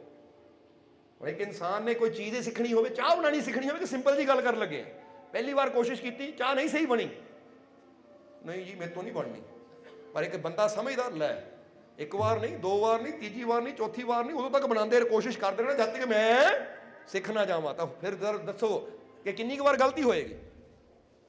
दो बार चार बार ही होएगी ना, पंजवीं बार, छेवीं बार, सत्तवीं बार कदी ना कदी तो आएगी कि नहीं। एक टेलर भी अगर उन्हें कोट पैंट सीखना हो तो पहली बार च नहीं सीख लेंदा, क्योंकि साडे कोल टेलर बैठे हुए हैं, पुछ लो इन्हों, ट्रेनिंग लैण वाले आते हैं, कई बार गलती लाइना मार देंगे, सीना मार देंगे, पर यदा मतलब की है? हुण बच्चा सीखण गया है और मेरे तो सीन सही नहीं लगी, मैं नहीं सीखना, वो कहते नहीं पुत्त कर सकता तू, इस बार गलत हो गई, अगली बार सही होएगी, तीजी बार होएगी, चौथी बार, आखिर हाथ टिकदियां तो फिर बंदा गल्लां भी करता तो सीना भी लगी जांदियां, हुंदा कि नहीं इदां? तां ही तो देखिया ना कई बार अजकल तो पता नहीं ਪਰ ਪਹਿਲੇ ਸਮੇਂ ਹੁੰਦਾ ਜੇ ਟੀਚਰਾਂ ਜਾਂਦੀਆਂ ਸੀ ਤਾਂ ਸਲਾਈ ਜੀ ਲੈ ਕੇ ਬਹਿ ਜਾਂਦੀਆਂ ਸੀ। ਹੋਰ ਭੈਣ ਆ ਬੱਚੋ ਇੱਕ ਦੁਨੀ ਇੱਧਰ ਡਿਜ਼ਾਈਨ ਬਣੀ ਜਾਣਾ, ਉਧਰ ਦੁਨੀਆ ਦੇ ਪਹਾੜੇ ਹੋਈ ਜਾਣੇ, ਹੱਥ ਇੱਦਾਂ ਟਿਕ ਜਾਂਦਾ, ਫਿਰ ਇਹ ਗੱਲਾਂ ਵੀ ਚੱਲਦੀਆਂ ਤਾਂ ਬੁਣਤੀ ਵੀ ਨਾਲ ਨਾਲ ਚਲੀ ਜਾਂਦੀ। ਪ੍ਰੈਕਟਿਸ, ਇਹ ਪ੍ਰੈਕਟਿਸ ਹੈ। ਸੋ ਦੱਸਣਾ ਕੀ ਚਾਹੁੰਦੇ, ਔਖੇ ਤੋਂ ਔਖਾ ਕੰਮ ਵੀ ਸੌਖਾ ਹੋ ਜਾਂਦਾ, ਪਰ ਬਾਰ-ਬਾਰ ਰਿਪੀਟ ਕੋਸ਼ਿਸ਼ ਕਰਨ ਦੇ ਨਾਲ ਹੀ ਗੱਲ ਬਣਦੀ ਹੈ। ਸੋ ਅਗਰ ਅਸੀਂ ਇੱਕ ਵਾਰ ਕੋਸ਼ਿਸ਼ ਕੀਤੀ ਕੰਮ ਚਲਾਉਣ ਦੀ, ਨਹੀਂ ਮਿਲੀ ਤਾਂ ਹੁਣ ਮੈਂ ਨਹੀਂ ਕੰਮ ਕਰ ਸਕਦਾ, ਮੈਂ ਨਹੀਂ ਦੁਕਾਨ ਚਲਾਣੀ। ਉਹ ਕੋਸ਼ਿਸ਼ ਕਰਦੇ ਰਹੋ, ਉਦੋਂ ਤੱਕ ਕੋਸ਼ਿਸ਼ ਕਰਦੇ ਰਹੋ ਜਦ ਤੱਕ ਸਫਲਤਾ ਮਿਲ ਨਾ ਜਾਵੇ, ਕਿਉਂਕਿ ਅਸੀਂ ਹਾਰਨ ਵਾਸਤੇ ਪੈਦਾ ਨਹੀਂ ਹੋਏ।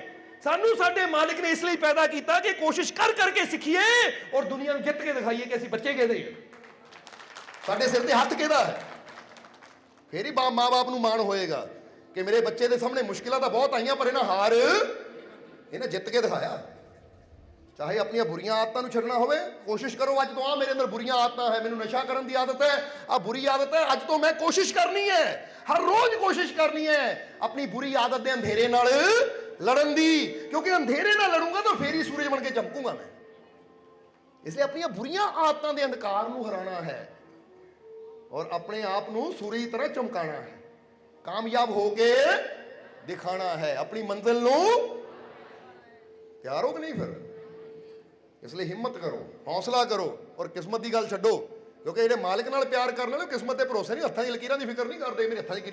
ਇਸ ਕਰਕੇ ਕਿਸੇ ਪੰਡਿਤ ਜੋਤਸ਼ੀ ਕੋ ਜਾ ਕੇ ਇਦਾਂ ਪੁੱਛਣ ਦੀ ਲੋੜ नहीं, देखिए जरा, क्योंकि पंडित जी कहते हैं अगर हाथों की लकीरें ठीक ना हो तो जिंदगी खूबसूरत नहीं होती, मगर हम ये कहते हैं सर पर हो मेरे मालिक का हाथ तो लकीरों की जरूरत नहीं होती। कि ਜਿਹਦੇ ਸਿਰ ਤੇ ਮਾਲਿਕ ਦਾ ਹੱਥ ਹੋਵੇ ਉਹ ਲਕੀਰਾਂ ਲਕੂਰਾਂ ਦੀ ਫਿਕਰ ਨਹੀਂ ਕਰਦਾ, ਉਹ ਕਹਿੰਦੇ ਹੋਵੇ ਜੋ ਮਰਜ਼ੀ, ਲਿਖਣ ਵਾਲਾ ਮੇਰੇ ਨਾਲ ਹੈ, ਬਣਾਉਣ ਵਾਲਾ ਮੇਰੇ ਨਾਲ ਹੈ, ਮੈਂ ਕੀ ਇਹਦੀ ਚਿੰਤਾ ਕਰਨੀ, ਕੀ ਕਿਸਮਤ ਦੀ ਫਿਕਰ ਕਰਨੀ। ਫਿਕਰ ਕਰੀਏ ਤਾਂ ਆਪਣੇ ਮਾਲਿਕ ਦੀ। इस करके फिर कमांगे कि कभी किस्मत के भरोसे मत चलो, क्योंकि किस्मत के कभी भी धोखा दे। अगर चलना है तो अपने मालिक की रहमत के भरोसे चलो, क्योंकि रहमत यहां भी और वहां भी साथ। इसलिए ओनू साथी बनाओ ਜਿਹੜਾ ਇੱਥੇ ਵੀ ਇੱਥੇ ਉੱਥੇ ਰਖਵਾਲਾ ਮੇਰਾ ਸਤਿਗੁਰ ਆਇਆ ਕਿ ਨਹੀਂ ਗੁਰਬਾਣੀ ਚ ਬਚਨ, ਇਹ ਉਹਦੇ ਨਾਲ ਯਾਰੀ ਲਾ ਜਿਹੜਾ ਇੱਥੇ ਵੀ ਤਾਂ ਉੱਥੇ ਵੀ ਰਖਵਾਲੀ ਕਰੇ ਤੇਰੀ।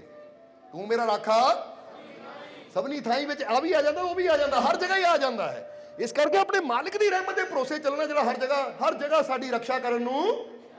ਤੇ ਜਿਹਨੂੰ ਪਤਾ ਮੇਰਾ ਮਾਲਿਕ ਮੇਰੇ ਨਾਲ ਹੈ ਤਾਂ ਫਿਰ ਉਹ ਕੀ ਕਹਿੰਦਾ ਹੈ, ਜਬ ਮੇਰਾ ਮਾਲਿਕ ਮੇਰੇ ਸਾਥ ਹੈ तो डरने की, ਇਹਨੂੰ ਕਹਿੰਦੇ ਵਿਸ਼ਵਾਸ ਕਿ ਹੁਣ ਮੇਰਾ ਮਾਲਿਕ ਮੇਰੇ ਨਾਲ ਹੈ ਤਾਂ ਹੁਣ ਮੈਂ ਚਾਹੇ ਇਹ ਦੁਨੀਆ ਤੇ ਹੋਵਾਂ, ਚਾਹੇ ਕਿਸੇ ਵੀ ਦੁਨੀਆ ਤੇ ਚਲਾ ਜਾਵਾਂ, ਚਾਹੇ ਜ਼ਮੀਨ ਤੇ ਹੋਵਾਂ, ਆਸਮਾਨ ਤੇ ਹੋਵਾਂ, ਆਸਮਾਨ ਦਾ ਮਤਲਬ ਪਲੇਨ 'ਚ ਵੀ ਬੈਠਾ ਹੋਵਾਂ, ਤਾਂ ਹੁਣ ਮੈਨੂੰ ਕਿਤੇ ਕੋਈ ਡਰ, ਕਿਉਂਕਿ ਹਰ ਜਗ੍ਹਾ ਮੇਰੀ ਰੱਖਿਆ ਕਰਨ ਵਾਲਾ ਮੇਰਾ ਮਾਲਿਕ ਮੇਰੇ, ਮੇਰੀ ਹਿਫਾਜ਼ਤ ਕਰਨ ਵਾਲਾ ਮੇਰਾ ਮਾਲਿਕ ਮੇਰੇ, ਮੈਨੂੰ ਖੁਸ਼ੀਆਂ ਦੇਣ ਵਾਲਾ ਮੇਰਾ ਮਾਲਿਕ ਮੇਰੇ, ਮੈਨੂੰ ਕਾਮਯਾਬੀ ਦੇਣ ਵਾਲਾ ਮੇਰਾ ਮਾਲਿਕ ਮੇਰੇ, ਮੇਰੇ ਦੁੱਖਾਂ ਨੂੰ ਦੂਰ ਕਰਨ ਵਾਲਾ ਮੇਰਾ ਮਾਲਿਕ ਮੇਰੇ, ਮੇਰਾ ਮਾਲਿਕ ਮੇਰੇ, ਮੇਰਾ ਮਾਲਿਕ ਮੇਰੇ।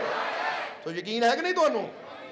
ਤਾਂ ਬਸ ਫਿਰ ਸਾਹਸ, ਪ੍ਰੇਮ, ਵਿਸ਼ਵਾਸ ਦੇ ਉਸ ਸਤਿਗੁਰ ਚਿਤ ਜੋੜ ਲਓ ਹੁਣ ਚਿਤ ਆਪਣਾ ਮਾਲਿਕ ਦੇ ਨਾਲ। ਸਾਹਸ ਵੀ ਮਿਲੇਗਾ, ਪ੍ਰੇਮ ਵੀ ਮਿਲੇਗਾ, ਵਿਸ਼ਵਾਸ ਵੀ ਮਿਲੇਗਾ ਔਰ ਜੀਵਨ ਦੀਆਂ ਸਾਰੀਆਂ ਕਮੀਆਂ ਵੀ ਪੂਰੀਆਂ ਹੋ ਜਾਣਗੀਆਂ, ਕਿਉਂਕਿ ਜਿਹੜਾ ਉਹਦਾ ਹੋ ਗਿਆ ਉਹਦੇ ਫਿਰ ਕਮੀ ਤਾਂ ਕੋਈ ਮਾਲਿਕ ਰਹਿ ਨਹੀਂ ਦਿੰਦੇ। ਫਿਰ ਤਾਂ ਜੀਵਨ ਇਨਸਾਨ ਦਾ ਖੁਸ਼ੀਆਂ ਨਾਲ ਭਰ ਜਾਂਦਾ ਹੈ। ਇਸ ਕਰਕੇ ਹੁਣ ਟਾਈਮ ਕਾਫੀ ਹੋ ਗਿਆ ਹੈ, ਸੋ ਆਓ ਕਹਿ ਦਈਏ ਆਖਰਲੇ ਵਚਨਾਂ 'ਚ, ਔਰ ਪਰਿਵਾਰ ਨੂੰ ਵੀ ਕਹਾਂਗੇ ਹੁਣ ਰੋਣਾ ਬੰਦ ਕਰੀਏ, ਮੁਸਕਰਾਣਾ ਸ਼ੁਰੂ ਕਰੀਏ। ਜਿੱਦਾਂ ਹੰਸਰਾਜ ਹੱਸ ਰਿਹਾ ਤਾਂ ਤੁਸੀਂ ਵੀ ਹੱਸੋ, ਕਿਉਂਕਿ ਕਈ ਵਾਰ ਹੁੰਦਾ ਪਤਾ ਕੀ ਹੈ, ਇੱਕ ਜਾਂਦੇ ਜਾਂਦੇ ਛੋਟੀ ਜਿਹੀ ਕਹਾਣੀ ਔਰ ਫਿਰ ਸਤਸੰਗ ਦੀ ਸਮਾਪਤੀ। ਇੱਕ ਨੌਜਵਾਨ ਸੀ ਜਿਹਦੇ ਪਿਤਾ ਦੀ ਮੌਤ ਹੋ ਗਈ, ਪਰ ਉਹਨੂੰ ਆਪਣੇ ਪਿਤਾ ਨਾਲ ਬੜਾ ਪਿਆਰ ਸੀ। ਹੁਣ ਪਿਤਾ ਨਾਲ ਬੜਾ ਪਿਆਰ ਸੀ, ਪਿਤਾ ਦੀ ਮੌਤ ਹੋਈ, ਉਹਨੇ ਆਪਣੇ ਪਿਤਾ ਦੀ ਮੁਕਤੀ ਵਾਸਤੇ ਜੋ ਵੀ ਸੀ ਸਭ ਕੁਝ ਕਰਵਾਇਆ, ਜੋ ਕਿਸੇ ਨੇ ਕਿਹਾ ਏਦਾਂ ਕਰ ਲਾ ਉੱਦਾਂ ਕਰ ਲਾ, ਸਭ ਕੁਝ ਕਰਵਾਇਆ। ਜਦੋਂ ਹੁਣ ਇਹ ਕਰਦਿਆਂ ਕਰਦਿਆਂ ਮਹੀਨਾ ਕੁ ਹੋ ਗਿਆ ਤੇ ਇੱਕ ਦਿਨ ਰਾਤ ਨੂੰ ਸੁੱਤਾ ਤਾਂ ਰਾਤ ਨੂੰ ਸੁਪਨਾ ਆਇਆ, ਪਰ ਬਾਪ ਨੂੰ ਯਾਦ ਕਰਕੇ ਰੋਂਦਾ ਬਹੁਤ ਹੈ, ਉਹ ਹਰ ਵੇਲੇ ਰੋਈ ਜਾਣਾ, ਹਾਏ ਪਿਤਾ ਜੀ ਮੈਂ ਤੁਹਾਨੂੰ ਬਹੁਤ ਪਿਆਰ ਕਰਦਾ, ਦਿਲ ਨਹੀਂ ਲੱਗਦਾ, ਹਰ ਵੇਲੇ ਰੋਂਦਾ ਹੀ ਰਹਿਣਾ। ਤੇ ਇੱਕ ਦਿਨ ਰਾਤ ਨੂੰ ਸੁੱਤਾ, ਜਦੋਂ ਰੋਂਦਾ ਰੋਂਦਾ ਅੱਖ ਲੱਗੀ ਤਾਂ ਕੀ ਦੇਖਿਆ ਕਿ ਇੱਕ ਜਗ੍ਹਾ ਦੇਖੀ ਉਸਨੇ ਜਿੱਥੇ ਕਈ ਲੋਕ ਹੈ ਔਰ ਸਾਰਿਆਂ ਦੇ ਕੋਲ ਪ੍ਰਕਾਸ਼ ਹੈ, ਇੱਕ ਪ੍ਰਕਾਸ਼ ਹੈ ਉਹਨਾਂ ਦੇ ਕੋਲ। ਪਰ ਜਦੋਂ ਉਹਨੇ ਦੇਖਿਆ ਕਿ ਸਾਰਿਆਂ ਕੋਲ ਪ੍ਰਕਾਸ਼ ਹੈ, ਪਰ ਇੱਕ ਕੋਨੇ ਵਿੱਚ ਉਹਦਾ ਬਾਪ ਬੈਠਾ ਅੰਧੇਰੇ ਵਿੱਚ,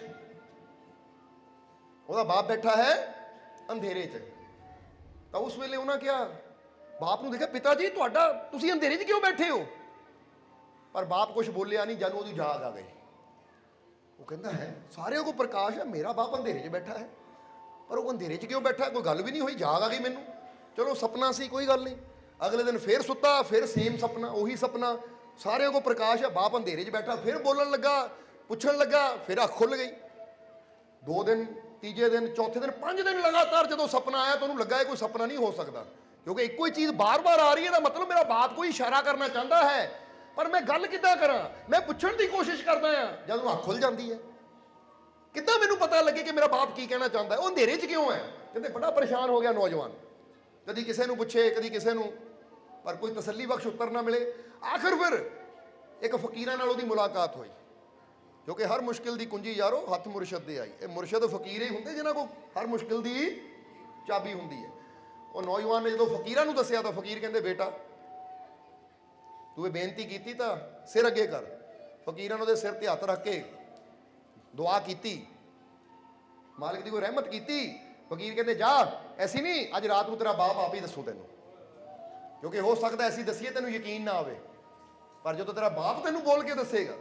ਉਹ ਕਹਿੰਦਾ ਮਹਾਰਾਜ ਉਹਦੇ ਨਾਲ ਤਾਂ ਗੱਲ ਹੀ ਨਹੀਂ ਹੁੰਦੀ, ਮੈਂ ਬੋਲਦਾ ਇਸ ਤੋਂ ਪਹਿਲਾਂ ਉਹ ਜਵਾਬ ਦੇਣ, ਮੇਰੀ ਅੱਖ ਖੁੱਲ ਜਾਂਦੀ। ਕਹਿੰਦੇ ਅੱਜ ਗੱਲ ਹੋਏਗੀ, ਕਿਉਂਕਿ ਅੱਜ ਆਸ਼ੀਰਵਾਦ ਮਿਲ ਗਿਆ, ਰਹਿਮਤ ਵੀ ਮਿਲ ਗਈ, ਕਿਉਂਕਿ ਉਹ ਘਰ ਦੀ ਆਵਾਜ਼ ਸੁਣਨ ਵਾਸਤੇ ਗੁਰੂ ਦੀ ਸਮਝਦੇ ਹੋ ਕਿ ਜੇ ਰੱਬ ਦੇ ਘਰ ਦੇ ਜਿਹੜੀਆਂ ਰੂਹਾਂ ਗਈਆਂ, ਆਵਾਜ਼ ਸੁਣਨੀ ਹੈ, ਰੱਬ ਦੀ ਆਵਾਜ਼ ਸੁਣਨੀ ਹੈ ਤਾਂ ਸਤਿਗੁਰ ਜ਼ਰੂਰੀ ਹੈ। ਇਸ ਕਰਕੇ ਹੁਣ ਤੈਨੂੰ ਆਸ਼ੀਰਵਾਦ ਦੇ ਦਿੱਤਾ, ਅੱਜ ਰਾਤ ਨੂੰ ਸੋਏਗਾ, ਗੱਲ ਹੋਏਗੀ।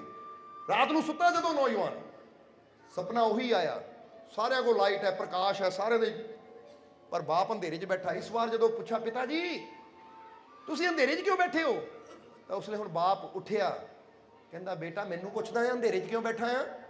ਆਪਣੇ ਆਪ ਨੂੰ ਪੁੱਛ, ਤੇਰੀ ਵਜ੍ਹਾ ਨਾਲ ਮੈਂ ਅੰਧੇਰੇ 'ਚ ਬੈਠਾ ਹਾਂ। ਉਹ ਕਹਿੰਦਾ ਪਿਤਾ ਜੀ ਮੇਰੀ ਵਜ੍ਹਾ ਨਾਲ?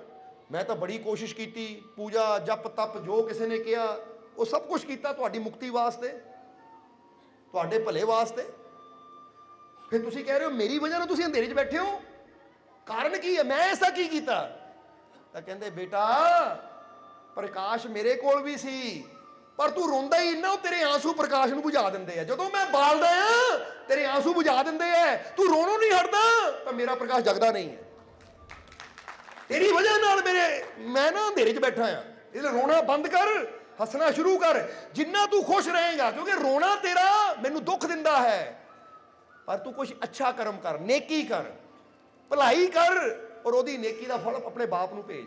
ਇਹਦਾ ਫਲ ਭੁੱਖੇ ਨੂੰ ਖਾਣਾ ਖਿਲਾ, ਕਹਿ ਇਹ ਮੇਰੇ ਮਾਲਿਕ ਇਹਦਾ ਜਿੰਨਾ ਵੀ ਫਲ ਹੈ ਮੇਰੇ ਬਾਪ ਦੀ ਰੂਹ ਨੂੰ ਦੇ, ਕੋਈ ਦਾਨ ਕਰ, ਕੋਈ ਪੁੰਨ ਦਾ ਕਰਮ ਕਰ, ਫਿਰ ਮੇਰਾ ਪ੍ਰਕਾਸ਼ ਵਧੇਗਾ। ਰੋਣਾ ਬੰਦ ਕਰ ਤੇਰੀ ਵਜ੍ਹਾ ਨਾਲ, ਕਿਉਂਕਿ ਤੇਰੇ ਆਂਸੂ ਇਹਨੂੰ ਬੁਝਾ ਦਿੰਦੇ ਆ।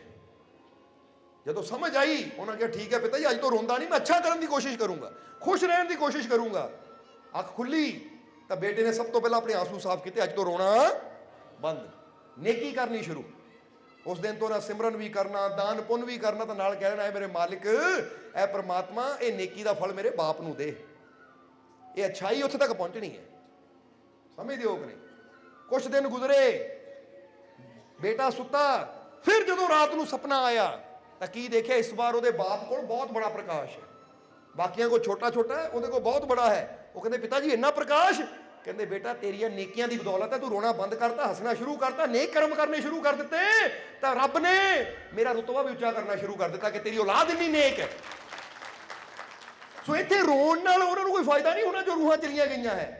ਤੁਸੀਂ ਅੱਛੇ ਕਰਮ ਕਰੋ ਤਾਂ ਰੱਬ ਵੀ ਕਹੇਗਾ ਦੇਖ ਤੇਰੀ ਔਲਾਦ ਕਿੰਨੀ ਨੇਕ ਕਰਮ ਕਰ ਰਹੀ ਹੈ, ਤੇਰਾ ਰੁਤਬਾ ਵੀ ਬੁਲੰਦ ਹੋਏਗਾ, ਕਿਉਂਕਿ ਜਿੰਨਾ ਤੁਸੀਂ ਭਲਾ ਕਰਦੇ ਜਾਓਗੇ ਉਨਾ ਰੱਬ ਵੀ ਖੁਸ਼, ਤਾਂ ਤੁਹਾਡੇ ਬਜ਼ੁਰਗਾਂ ਦੀ ਰੂਹ ਵੀ ਖੁਸ਼। ਇਹਲੇ ਰੋਣਾ ਬੰਦ ਕਰੀਏ। ਰੋ ਕੇ ਅਸੀਂ ਆਪਣਾ ਵੀ ਨੁਕਸਾਨ ਕਰਦੇ ਹਾਂ, ਕਿਉਂਕਿ ਰੋਣ ਨਾਲ ਕੀ ਹੋਣਾ ਪਤਾ, ਬੰਦਾ ਰੋਂਦਾ ਰਹਿੰਦਾ, ਬਾਅਦ ਚੋਂ 10-15 ਦਿਨਾਂ ਬਾਅਦ ਮਾਲਕੋ ਅੱਖਾਂ ਦੀ ਰੋਸ਼ਨੀ ਘਟ ਗਈ ਹੈ, ਸਿਰ 'ਚ ਬੜੀ ਦਰਦ ਰਹਿੰਦੀ ਹੈ, ਕਿਹੜੇ ਡਾਕਟਰ ਕੋਲ ਜਾਈਏ? ਉਹ ਡਾਕਟਰ ਕੋਲ ਜਾਣ ਦੀ ਲੋੜ ਕੀ ਹੈ? ਰੋਣਾ ਬੰਦ ਕਰੋ, ਖੁਸ਼ ਰਹਿਣਾ ਸ਼ੁਰੂ ਕਰੋ, ਤਾਂ ਅੱਖਾਂ ਦੀ ਰੋਸ਼ਨੀ ਵੀ ਠੀਕ ਹੋ ਜਾਏਗੀ, ਤਾਂ ਦਰਦਾਂ ਦੁਰਦਾਂ ਵੀ। ਹੁਣ ਅਸੀਂ ਆਪਣੇ ਆਪ ਨੂੰ ਖੁਸ਼ੀ ਦੇਣ ਵਾਸਤੇ ਦੁਨੀਆ ਤੇ ਆਏ ਆ ਜਾਂ ਦੁੱਖ? ਜਵਾਬ ਦੇ ਦਿਓ ਇੱਕ। ਤੇ ਕਰਮ ਵੀ ਉਹ ਕਰੋ ਜਿੰਨਾ ਖੁਸ਼ੀ ਮਿਲੇ। ਸਮਝਦੇ ਹੋ ਕਿ ਨਹੀਂ? ਚਿੰਤਾ ਕਰਨ ਨਾਲ ਖੁਸ਼ੀ ਮਿਲਦੀ ਹੈ, ਵਿਸ਼ਵਾਸ ਕਰਨ ਨਾਲ ਖੁਸ਼ੀ ਮਿਲਦੀ ਹੈ। ਕਿ ਚਿੰਤਾ ਕਿਉਂ ਕਰਾਂ ਜਦ ਮੈਨੂੰ ਹਰ ਮੁਸ਼ਕਿਲ ਚੋਂ ਕੱਢਣ ਵਾਲਾ ਮੇਰਾ ਮਾਲਿਕ ਮੇਰੇ। यार मेरे दुखों ਨੂੰ ਮਿਟਾਉਣ ਵਾਲਾ ਮੇਰਾ ਮਾਲਿਕ ਮੇਰੇ, ਕੋਈ ਦੁੱਖ ਆਵੇ ਵੀ ਤਾਂ ਚਿੰਤਾ ਨਹੀਂ ਕਰਨੀ ਮੇਰਾ ਕੀ ਬਣੇਗਾ, ਉਹ ਕੋਈ ਪਰਵਾਹ ਨਹੀਂ, ਆਣ ਦੁੱਖ ਪਰ ਮੈਨੂੰ ਹਰ ਦੁੱਖ ਚੋਂ ਕੱਢਣ ਵਾਲਾ ਮੇਰਾ ਮਾਲਿਕ ਮੇਰੇ ਨਾਲ ਹੈ। ਕਿਉਂ ਡਰਾਂ ਮੈਂ, ਕਿਉਂ ਚਿੰਤਾ ਕਰਾਂ? ਆਪਣੇ ਮਾਲਿਕ ਦੇ ਵਿਸ਼ਵਾਸ ਤੇ ਕਦਮ ਵਧਾਉਣਾ ਹੈ, ਹਰ ਮੁਸ਼ਕਿਲ ਦਾ ਹੱਲ ਕਰਨਾ ਹੈ, ਔਰ ਹੱਲ ਕਰਨ ਦੀ ਤਾਕਤ ਦੇਣ ਵਾਲਾ ਮੇਰਾ ਮਾਲਿਕ ਮੇਰੇ। ਇਸ ਲਈ ਆਓ ਹੁਣ ਰੋਣਾ ਬੰਦ। ਜਿਨ੍ਹਾਂ ਦੇ ਵੀ ਪਰਿਵਾਰ ਦੁਨੀਆ ਤੋਂ ਚਲੇ ਗਏ ਹੈ ਨਾ, ਯਾਨੀ ਫੈमिली ਮੈਂਬਰ, ਰੋਣਾ ਬੰਦ ਕਰੀਏ, अच्छाई करनी शुरू करिए, नेकी करनी शुरू करिए, खुश रहना शुरू करिए। जरा सोच के देखो, फर्ज करो ਤੁਹਾਡਾ ਬੱਚਾ ਇੱਥੇ ਖੇਡ ਰਿਹਾ ਹੈ, ਤੁਸੀਂ ਪਰਦੇ ਪਿੱਛੇ ਨੂੰ ਦੇਖ ਰਹੇ ਹੋ, ਉਹ ਰੋਣਾ ਸ਼ੁਰੂ ਕਰ ਦੇਵੇ, ਤੁਹਾਨੂੰ ਉੱਥੇ ਖੁਸ਼ੀ ਮਿਲੇਗੀ? ਚਾਹੇ ਤੁਸੀਂ ਪਰਦੇ ਪਿੱਛੇ ਹੀ ਹੋ, ਪਰ ਤੁਹਾਨੂੰ ਵੀ ਦੁੱਖ ਹੋਣਾ, ਯਾਰ ਮੇਰਾ ਬੱਚਾ ਰੋ ਰਿਹਾ ਹੈ। ਤਾਂ ਜੇ ਬੱਚਾ ਖੁਸ਼ ਹੋਵੇ, ਤੁਸੀਂ ਦੇਖ ਹਾਂ ਬੱਚਾ ਹੱਸ ਰਿਹਾ, ਤੁਸੀਂ ਉੱਥੇ ਖੁਸ਼ ਹੋਈ ਜਾਣਾ। ਇਹਦੇ ਰੂਹਾਂ ਵੀ ਹੱਸ ਕੇ ਦਿਖਾ ਦਿਓ। ਆ ਦੇਖ ਲਓ ਬਜ਼ੁਰਗੋ, ਜਿੰਨੇ ਵੀ ਬੈਠੇ ਆ ਨਾ, ਸਾਰੇ ਬਜ਼ੁਰਗ ਗਏ ਹੋ ਆ, ਹੱਸ ਰਹੇ ਆ, ਖੁਸ਼ ਰਹੋ, ਤੁਸੀਂ ਵੀ ਆਨੰਦ ਲਓ, ਆ ਵੀ ਆਨੰਦ ਲੈ ਰਹੇ, ਕਿਉਂਕਿ ਇਹਨਾਂ ਨੂੰ ਆਨੰਦ ਦੇਣ ਵਾਸਤੇ ਬੈਠੇ ਆ ਅਸੀਂ। ਸਮਝਦੇ ਹੋ ਕਿ ਨਹੀਂ? ਟੈਨਸ਼ਨ ਕਾਹਦੀ ਹੈ? ਇਸ ਕਰਕੇ ਟੈਨਸ਼ਨਾਂ ਛੱਡੋ, ਰੋਣਾ ਬੰਦ, ਚਿਹਰੇ ਤੇ ਸਮਾਈਲ ਲਿਆਓ। ਇਹ ਨਹੀਂ ਕਹਿੰਦੇ ਤੇਰਾ ਭਾਣਾ, ਤਾਂ ਜੇ ਉਹਦੇ ਭਾਣੇ 'ਚ ਹੀ ਰਹਿਣਾ ਤਾਂ ਮੈਂ ਹੱਸ ਕੇ ਰਹਿ ਸਕਦੇ, ਰੋ ਕੇ ਨਹੀਂ। ਹੁਣ ਬੰਦਾ ਰੋਈ ਜਾਵੇ, ਮੈਂ ਤਾਂ ਰੱਬ ਦੇ ਭਾਣੇ 'ਚ, ਰੋਂਦਾ ਕਿਉਂ ਹੈ ਫਿਰ ਰੱਬ ਦੇ ਭਾਣੇ 'ਚ? ਤਾਂ ਕਿਉਂਕਿ ਰੋਣ ਵਾਲੇ ਭਾਣੇ ਨਹੀਂ ਬਣਦੇ, ਰੋਣ ਵਾਲੇ ਤਾਂ ਸ਼ਿਕਾਇਤਾਂ ਕਰਦੇ ਹੈ। ਭਾਣੇ ਤਾਂ ਉਹ ਚੱਲਦਾ ਜਿਹੜਾ ਹਰ ਵੇਲੇ ਉਹ ਖੁਸ਼ ਹੈ, ਦੁੱਖ ਹੈ ਤਾਂ ਵੀ ਸ਼ੁਕਰ, ਪੇਟ ਭਰਿਆ ਤਾਂ ਵੀ, ਤਾਂ ਜੇ ਹਾਲੇ ਭੁੱਖੇ ਬੈਠੇ ਆ, ਅੱਧੇ ਘੰਟੇ ਬਾਅਦ ਲੰਗਰ ਮਿਲਣਾ ਤਾਂ ਵੀ ਸ਼ੁਕਰ ਹੈ। ਆਨੰਦ ਲੈ ਰਹੇ ਆ ਕਿ ਨਹੀਂ? ਇਹ ਆਨੰਦ ਲਓ, ਕਿਉਂਕਿ ਮਾਲਿਕ ਨਾਲ ਪਿਆਰ ਕਰਨ ਵਾਲਾ ਹਰ ਮੌਸਮ ਵਿੱਚ, ਹਰ ਹਾਲਾਤ ਵਿੱਚ, ਹਰ ਟਾਈਮ ਵਿੱਚ, ਹਰ ਵਕਤ ਵਿੱਚ ਸਦਾ ਸ਼ੁਕਰ ਕਰਦਾ ਹੈ, ਕਿਉਂਕਿ ਪਤਾ ਹੈ ਹਰ ਮੁਸ਼ਕਿਲ ਨੂੰ ਦੂਰ ਕਰਨ ਵਾਲਾ ਮੇਰਾ ਮਾਲਿਕ ਮੇਰੇ। ਇਸ ਲਈ ਆਇਓ ਫਿਰ ਕਹਿ ਦਈਏ ਆਖਰਲੇ ਵਚਨਾਂ 'ਚ ਕਿ ਮੈਨੂੰ ਆਪਣੇ ਮਾਲਿਕ ਤੇ ਪੂਰਾ, ਮੈਨੂੰ ਆਪਣੇ ਮਾਲਿਕ ਤੇ ਪੂਰਾ, ਮੈਨੂੰ ਆਪਣੇ ਮਾਲਿਕ ਤੇ ਪੂਰਾ, ਮੇਰੀਆਂ ਝੋਲੀਆਂ ਖੁਸ਼ੀਆਂ ਨਾਲ, ਮੇਰੀਆਂ ਝੋਲੀਆਂ ਖੁਸ਼ੀਆਂ ਨਾਲ, ਮੇਰੀਆਂ ਝੋਲੀਆਂ ਖੁਸ਼ੀਆਂ ਨਾਲ, ਮੇਰੇ ਸਾਰੇ ਦੁੱਖ ਦੂਰ, ਮੇਰੇ ਸਾਰੇ ਦੁੱਖ ਦੂਰ, ਮੇਰੇ ਸਾਰੇ ਦੁੱਖ ਦੂਰ, ਮੇਰਾ ਮਾਲਿਕ ਮੇਰੇ, ਮੇਰਾ ਮਾਲਿਕ ਮੇਰੇ, ਮੇਰਾ ਮਾਲਿਕ ਮੇਰੇ। मैं बहुत, मैं बहुत, मैं बहुत, खुशी आ गई, आ गई, आ गई, आ गई, रहमत आ गई, आ गई, आ गई, आ गई, मेरी हिम्मत बढ़ गई, बढ़ गई, बढ़ गई, बढ़ गई, मेरा जोश बढ़ गया, बढ़ गया, ਵੱਧ ਗਿਆ, ਵੱਧ ਗਿਆ। ਹੁਣ ਵਧਾ ਕੇ ਰੱਖਿਓ, ਘਟਣ ਨਾ ਦਿਓ, ਕਿਉਂਕਿ ਜਿਹਨਾਂ ਅੰਦਰ ਜੋਸ਼ ਹੁੰਦਾ ਮੁਸ਼ਕਿਲਾਂ ਦੀ ਪਰਵਾਹ ਨਹੀਂ ਕਰਦੇ, ਉਹ ਤਾਂ ਫਿਰ ਸੂਰਜ ਦੀ ਤਰ੍ਹਾਂ ਅੰਧੇਰੇ ਨਾਲ ਲੜਦੇ ਔਰ ਚਮਕ ਕੇ ਦਿਖਾਉਂਦੇ ਆ। ਇਸ ਲਈ ਇਹ ਪਿਆਰਿਓ, ਤੁਸੀਂ ਵੀ ਸੂਰਜ ਹੋ, ਕਿਉਂਕਿ ਰੱਬ ਦਾ ਨੂਰ ਤੁਹਾਡੇ ਅੰਦਰ ਬੈਠਾ ਹੈ। ਮੁਸ਼ਕਿਲਾਂ ਦਾ ਸਾਹਮਣਾ ਕਰੋ, ਮਾਲਿਕ ਤੇ ਵਿਸ਼ਵਾਸ ਰੱਖੋ, ਤਾਂ ਤੁਹਾਡੀ ਚਮਕ ਨਾਲ ਵੀ ਪੂਰੀ ਦੁਨੀਆ ਚਮਕੇਗੀ, ਪੂਰੀ ਦੁਨੀਆ ਦੇਖੇਗੀ ਕਿ ਮਾਲਿਕ ਦੇ ਪਿਆਰੇ ਹੈ, ਮਾਲਿਕ ਨਾਲ ਪਿਆਰ ਕਰਨ ਵਾਲੇ ਹੈ। ਸੋ ਮਾਲਿਕ ਆਪਣੀ ਰਹਿਮਤ, ਆਪਣੀ ਕਿਰਪਾ, ਦਇਆ, ਮਿਹਰ ਹਮੇਸ਼ਾ ਤੁਹਾਡੇ ਤੇ ਬਣਾਏ ਰੱਖਣ। ਆਉਣ ਵਾਲਾ ਸਮਾਂ ਤੁਹਾਡੇ ਸਭ ਦੇ ਵਾਸਤੇ ਖੁਸ਼ੀਆਂ, ਕਾਮਯਾਬੀ, ਸਫਲਤਾ ਭਰਿਆ ਹੋਵੇ। ਤੁਹਾਡੇ ਸਭ ਦੇ ਦੁੱਖਾਂ, ਦਰਦਾਂ, ਪਰੇਸ਼ਾਨੀਆਂ ਨੂੰ ਮਾਲਿਕ ਦੂਰ ਕਰਨ, ਔਰ ਤੁਹਾਡੇ ਸਭ ਦੇ ਅੰਦਰ ਸੱਚਾ ਪ੍ਰੇਮ, ਸੱਚਾ ਵਿਸ਼ਵਾਸ, ਸੱਚਾ ਸਾਹਸ ਪੈਦਾ ਹੋਵੇ ਕਿ ਕਿਸੇ ਵੀ ਮੁਸ਼ਕਿਲ ਤੋਂ ਤੁਸੀਂ ਡਰੋ ਨਾ, ਕਦੀ ਨਿਰਾਸ਼ ਨਾ ਹੋਵੋ, ਕਦੀ ਉਦਾਸ ਨਾ ਹੋਵੋ, ਬਲਕਿ ਤੁਸੀਂ ਹਰ ਮੁਸ਼ਕਿਲ ਦਾ ਡਟ ਕੇ ਸਾਹਮਣਾ ਕਰਕੇ ਆਪਣੀ ਖੁਸ਼ੀਆਂ ਤੱਕ, ਆਪਣੀ ਮੰਜ਼ਿਲ ਤੱਕ ਪਹੁੰਚ ਕੇ ਦਿਖਾਓ, ਔਰ ਇਹ ਵਿਸ਼ਵਾਸ ਰੱਖੋ ਕਿ ਮੈਨੂੰ ਕਾਮਯਾਬੀ, ਸਫਲਤਾ, ਖੁਸ਼ੀ ਦੇਣ ਵਾਲਾ ਮੇਰਾ ਮਾਲਿਕ ਹਰ ਕਦਮ ਤੇ ਮੇਰੇ ਨਾਲ ਹੈ। ਆਉਣ ਵਾਲਾ ਹਰ ਪਲ ਤੁਹਾਡੇ ਵਾਸਤੇ ਖੁਸ਼ੀਆਂ, ਸਫਲਤਾ, ਕਾਮਯਾਬੀ ਭਰਿਆ ਹੋਵੇ, ਔਰ ਮਾਲਿਕ ਦੀ ਰਹਿਮਤ ਸਦਾ ਹੀ ਤੁਹਾਡੇ ਤੇ ਵਰਸਦੀ ਰਹੇ। ਇਹੀ ਸਾਡੀ ਉਸ ਮਾਲਿਕ ਦੇ ਚਰਨਾਂ 'ਚ ਅਰਦਾਸ ਬੇਨਤੀ ਹੈ ਕਿ ਆਉਣ ਵਾਲਾ ਹਰ ਪਲ ਕਾਮਯਾਬੀ, ਸਫਲਤਾ ਲੈ ਕੇ ਆਵੇ ਤੁਹਾਡੇ ਵਾਸਤੇ। ਔਰ ਜਿਸ ਤਰ੍ਹਾਂ ਪ੍ਰੋਗਰਾਮਾਂ ਬਾਰੇ ਦੱਸਿਆ, ਅੱਜ 3 ਤਰੀਕ ਹੈ, ਪਰਸੋਂ ਨੂੰ 5 ਤਰੀਕ ਹੈ, 5 ਮਾਰਚ ਦਾ ਪਤਾ ਨਾ, ਪਹੁੰਚ ਜਾਇਓ। ਫਿਰ ਜਿਹਨਾਂ ਨੂੰ ਨਹੀਂ ਪਤਾ ਬਾਅਦ 'ਚੋਂ ਸੇਵਾਦਾਰ ਦੱਸ ਦੇਣਗੇ, ਕਿਉਂਕਿ ਆਪਣੇ ਜਨਮ ਦਿਨ ਬਾਰੇ ਕੀ ਦੱਸਣਾ ਅਸੀਂ ਕਿ ਸਾਡਾ ਜਨਮ ਦਿਨ ਹੈ, ਜ਼ਰੂਰ ਆਇਓ। ਲੋ ਦੱਸ ਹੀ ਦਿੱਤਾ ਤੁਹਾਨੂੰ, ਆ ਜਾਇਓ ਹੁਣ, ਠੀਕ ਹੈ। ਇਸ ਕਰਕੇ ਪਰਸੋਂ ਪਹੁੰਚੋ, ਐਤਵਾਰ ਸਤਸੰਗ ਦਾ ਆਨੰਦ ਲਓ, ਸਤਸੰਗ 'ਚ ਆ ਕੇ ਮਾਲਕ ਦੀਆਂ ਰਹਿਮਤਾਂ ਦਾ ਆਨੰਦ ਲਓ। ਔਰ ਜਿੱਦਾਂ ਇਸ ਵੇਲੇ ਤੁਸੀਂ ਮੁਸਕਰਾ ਰਹੇ ਹੋ, ਹੱਸ ਕੇ ਦਿਖਾਓ ਇੱਕ ਵਾਰ। ਸੋ ਟੈਨਸ਼ਨ ਨਾ ਲਓ, ਇਹ ਨਾ ਸੋਚੋ ਹੰਸਣਾ ਵੀ ਹੱਸ ਰਿਹਾ ਹੀ ਹੈ, ਕਿਉਂਕਿ ਅਸੀਂ ਖੁਸ਼ੀਆਂ ਦੇਣੀ ਆਏ ਹਾਂ ਦੁਨੀਆ ਤੇ, ਸਮਝਦੇ ਹੋ ਕਿ ਨਹੀਂ? ਜਦੋਂ ਸਾਡਾ ਜਨਮ ਹੋਇਆ ਸੀ, ਉਦੋਂ ਹੋਲੀ ਵਾਲਾ ਦਿਨ ਸੀ, ਤਾਂ ਮਾਲਕਾਂ ਨੇ ਇੱਕੋ ਹੀ ਗੱਲ ਕਹੀ ਸੀ ਸਾਨੂੰ ਹੱਥ 'ਚ ਲੈ ਕੇ, ਇਹਦਾ ਹੋਲੀ ਵਾਲੇ ਦਿਨ ਜਨਮ ਹੋਇਆ ਹੈ, ਇਹ ਸਭ ਦੇ ਜੀਵਨ 'ਚ ਖੁਸ਼ੀਆਂ ਦੇ ਰੰਗ ਭਰਨ ਹੀ ਆਇਆ ਹੈ। ਇਹਦੇ ਰੰਗ ਹੀ ਭਰ ਰਹੇ ਹਾਂ ਖੁਸ਼ੀਆਂ ਦੇ, ਆਪਣੇ ਮਾਲਕਾਂ ਦੇ ਵਚਨਾਂ ਨੂੰ ਪੂਰਾ ਕਰ ਰਹੇ ਹਾਂ, ਕਿਉਂਕਿ ਅਸੀਂ ਉਹਨਾਂ 'ਚੋਂ ਹੈ ਨਹੀਂ ਜਿਹੜੇ ਗੁਰੂ ਦੇ ਵਚਨ ਸੁਣ ਕੇ ਸੁਣਨ ਕੁਛ ਹੋਰ ਤਾਂ ਕਰਨ ਕੁਛ, ਇਹ ਸੁਣੇ ਵੀ ਹੈ, ਪੂਰੇ ਵੀ ਕਰ ਰਹੇ ਹਾਂ ਅਸੀਂ, ਸਮਝਦੇ ਹੋ ਕਿ ਨਹੀਂ? ਸੋ ਤੁਸੀਂ ਵੀ ਸਦਾ ਹੱਸਦੇ ਮੁਸਕਰਾਉਂਦੇ ਖੁਸ਼ ਰਹੋ। 5 ਮਾਰਚ ਨੂੰ ਜ਼ਰੂਰ ਪਹੁੰਚੋ ਔਰ ਪਹੁੰਚ ਕੇ ਮਾਲਕ ਦੀ ਰਹਿਮਤ ਨੂੰ ਪ੍ਰਾਪਤ ਕਰਕੇ ਆਪਣਾ ਜੀਵਨ ਸਫਲ ਬਣਾਓ। ਸੋ ਸਦਾ ਮਾਲਕ ਤੁਹਾਨੂੰ ਖੁਸ਼ੀਆਂ ਰਹਿਮਤਾਂ ਨਾਲ ਭਰਪੂਰ ਕਰਨ। ਔਰ ਹੁਣ ਇਹਨਾਂ ਵਚਨਾਂ ਨਾਲ ਹੀ ਇਸ ਸਤਸੰਗ ਦੀ ਸਮਾਪਤੀ ਕਰਾਂਗੇ ਔਰ ਅੰਤ ਵਿੱਚ ਤੁਹਾਡੇ ਸਭ ਦੇ ਅੰਦਰ ਵਸਦੇ ਉਸ ਮਾਲਕ ਨੂੰ ਅਸੀਂ ਪ੍ਰਣਾਮ ਕਰਦੇ ਹਾਂ। ਸਾਡਾ ਪ੍ਰਣਾਮ ਸਵੀਕਾਰ ਕਰੋ। ਜੈ ਮਾਲਕਾਂ ਦੀ।